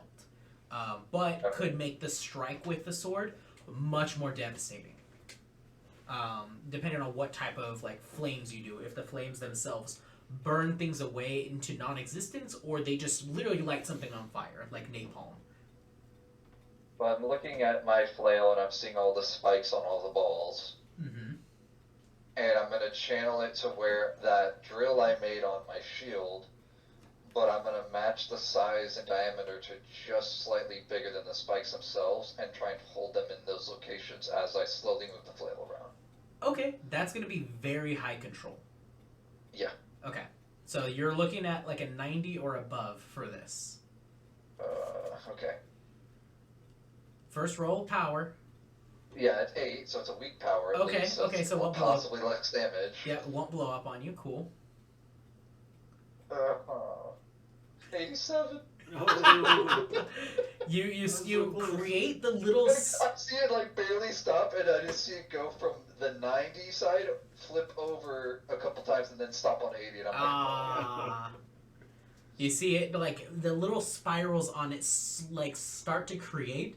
You're like, yes, I got, and you start to like shift it, and as you shift it, they clink together, and almost like the the beads on a string toy, where you like tick tick tick tick tick tick tick, and you can like click them together, and you like move your hand like that. And a clacker. You basically start to do that, and then they immediately start clacking with the pressure that's building as they're shifting it, and you shift it just wrong, and it just starts flailing around, and you're like, ooh, and then it just, and then the balls just hang back down. Sad balls. I re-inspect the weapon to make sure there's no visual damage. No structural damage. Looks like it just created a little too much force and not enough control for that effect. Okay. But it is possible. As I'm like, now that I have that concept in my head, my character's trying to like think of ways that he can pretty much enwrap a weapon without damaging it. I love it. Perfect. So we'll get to you in just a little bit. So then you guys are in the mess hall still. What are you up to? You got the old man with you. Well, old man's there. Yeah. Your training is very rigorous and Good. It it's- needs to be. Yes, and I felt like at first I was going to snap like a twig, but it's my roots are growing deeper. I can feel it. Nice metaphor. Thank you. How would you recommend I proceed with my specialized version of controlling Aether? Well, I would think about what it means to control. Does it mean to destroy somebody's existence and make it your own? Or does it mean to control people and their very effects and make them more powerful where you can influence it? Say your friends around you are maybe not doing so hot, or maybe they're not hitting as hard. You can maybe control them to make them hit a little better. Things like that. Or you could do it where you completely take over your enemy and make them die from the inside out. That's another terrible one. Or you can just take over their zombified bodies once they die. There's multiple options. I like all of those options. I can see application for those. Each one takes a different training specialist for those ones. You can spec into all of them if you want to, but recommendation, stick with one type of effect. Make it much more powerful. Like Mally, she can create flames from herself any day and all day long, but she condenses them to herself specifically so she can teleport like that. Understood. Then I will keep training, and I think I need to experiment with all three of those things to see which one feels more natural. Good. I mean, it's all unnatural, but natural. Natural in a sense, yes. Right. What about you, Missy? Do you guys have a goal? People coming through and doing this, is there an end goal for you guys, or you just because? We test them to make sure that they're doing all right, and depending on what leg of their journey they're on for their spirit journey, we send them on their next destination, or tell them where the final destination is. The Lake of Souls. Yes. How do you get to Lake of Souls? Well, given I see your training, you're not ready. I understand I'm not ready, but I'm curious. Well, keep that curiosity yourself. This is a lake that's most sacred. That's what I've heard. All of us have to go through the same thing. But can I help other people get there? You're not allowed admittance into it. That's fine. I don't have to go in. But can I get other people there? Maybe. You'd have to ask the council for that one. What council? The heralds, the ones who judged you earlier. Just double check. There's lots of councils around here. I'm just double checking. Not really here. Anywho. So I have to talk to them about it? Probably you'd have to have a full-on court hearing to make sure that you are also allowed admittance with them. But why would I have to go in with them? Well, you'd have to go on the journey and know where the destination is. And I can't just take them there? That's something that you gotta be tested on. Okay. That's all. Okay. Maybe one of these times you'll get a little bit of a coating on your spirit metal, and we'll send you on your way to your next destination eventually. But the Lake of Souls, out of your reach. Okay. For the rest of him and the rest of his group mainly, they're close. Keep. Oh, but what if I want to help them get there? That's Is something that we'll going have through to your test little you old man on. brain? I don't think you're realizing this. He goes, I don't think you're realizing this, as he's starting to like raise his staff a little bit. You're like, For your spirit metal, that's what the Lake of Souls is for. It's to perfect it. It's to make it molded into what its final form I will be. understand Hold that. on, let me speak.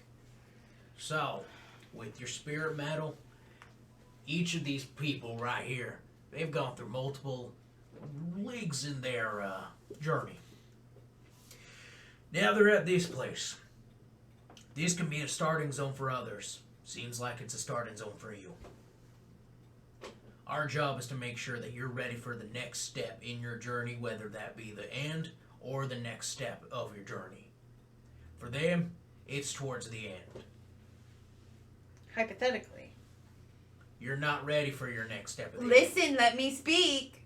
Hypothetically. Whack! Hypothetically, what if my Aether Spirit came to me and told me to find the Lake of Souls? Your spirit told you? Hypothetically, they told me. I said, will they, won't they? What's your spirit look like? It doesn't matter. It actually does. Why does it matter? The Lake of Spirits is something that is Wait, the Lake of Spirits or the Lake of Souls? same thing. Lake of Souls is something that is very sacred in the sense that if those waters are polluted by people who are not worthy, that could end up polluting the water for all those who are worthy and come back later. It could also make our whole sacred order kind of fall apart a little bit, and we don't want that. So we gotta protect it. So we gotta make sure only those worthy and only the spirit metal that's been tempered and tried and true through their journey are allowed to be, soaked in the waters. Okay. Because you guys have had a little bit of that water on your spirit metal, haven't you? Yes, yes. Early on, I think. No, did we not have? You're not there. We got into spirit water, but I don't think we had our metals yet. Did we? No, we Yeah. didn't. So you We when had you, them, but We just had our ingots. They were raw. Yeah. Yeah, so you had the raw ingots, but you didn't have that water that you guys went across. That was just regular water. That was just a lake underneath in the Underdark. That was the Crystal Lake. So that had spirits in it, and it had a lot of spiritual presence, but it itself was not the same type of waters. It was similar, but it was nowhere near as perfected or sacred. Okay. But when you guys went to Mount Saphius, and Oryx Orenthal put the little water on your weapons after he deemed you guys worthy, or on your spirit metal, that's what that was. That's what allowed your spirit metal to kind of evolve and kind of create more of an effect to it. Okay. So that little droplets that he put on there and kind of like coated it almost like oil, that was water specifically from those springs. So even just a little bit of that water proves how much more powerful completely dousing it would be. Yeah. And that's what brings it into its perfected form. So if you think back to when you guys went to the Underdark and you fought the Tarask that apparently had a tiny hitbox that could never be hit by anything. So that Tarask, when Ben grasped the shard, he channeled all of his aether into his sword, and it transformed. It created more of this golden spikes, and the blade itself looked like even more beautiful, and it no longer had that gunmetal color. It had a beautiful coloration to it, and that was its final form. That was its perfected form, because he had so much energy to pass through it that he was able to correct itself into perfection. But as soon as that energy left him, it turned back to dormant. So when you have it in the waters, it perfects it permanently. Okay. So with Amanda, how she has those two katanas, and each one glows. One of them glows like fire, the other one glows like the night sky.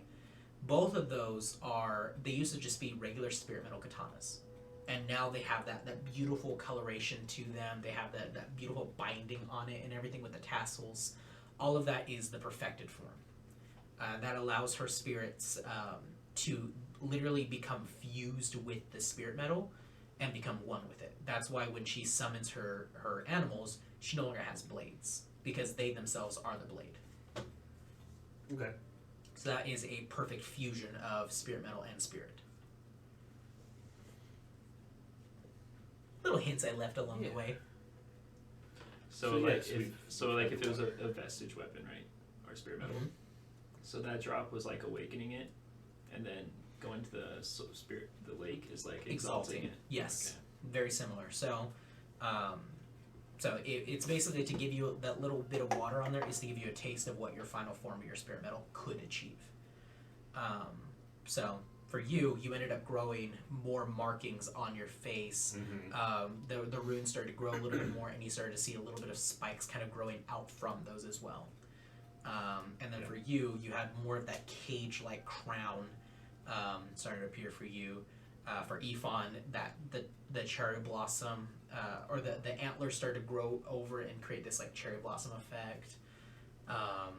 For Augustus, his arm kind of grew a little bit and gained more plating on it.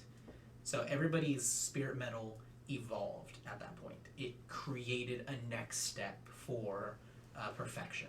But once you soak it in the waters, that's when it is in perfection. Fully perfected. Okay. That's why it's so sacred to them. Because if anybody knows where it's at, then everybody's just going to bring their weapons, regardless if they're worthy or not, and create weapons that can be used for mass destruction. Because of how potent spirit metal and aether is. Yeah. So outside, obviously, since I'm not there, but kind of just as we're talking about it as a group, Yeah. then that would mean my shield is not at the same level as their stuff yet either. No. Your stuff, I would say yours is like a step ahead of Kaisatra's. It's but been refined already. exactly. So yours is like one step ahead, but they're like, I would say like 2 steps ahead of you. Right. Um, But mine wasn't christened and it wasn't purified. no. But theirs are christened and purified already. That's what I mean, yeah. So they've already been christened, purified, and forged into the perfected form. Your spirit metal is unique though, because you were given spirit metal by a spirit itself, and it was given that form, and it kind of grew, kind of almost like a growing crystal on your finger, that consumed. But theirs was, they've got ingots and they went through the whole forge process to create their stuff. But for you, you were given it by your spirit. So that's why my signet ring did what it did, essentially. Yep. So I've always had that then, and I just didn't realize it Until you started uncovering, like, Aether itself, you started to realize you had this power, and as you realized it, that's when the metal grew. Gotcha. And for you, you're also unique in your spirit metal. You were given it as a gift already pre-made and already pre-crafted. So your spirit metal works a little differently from all of theirs as well, because you have yours done by a different. There's 3 different forge masters at work for all of your spirit metal. Okay. Yeah, mine technically would be the newest style, Yes. we could say.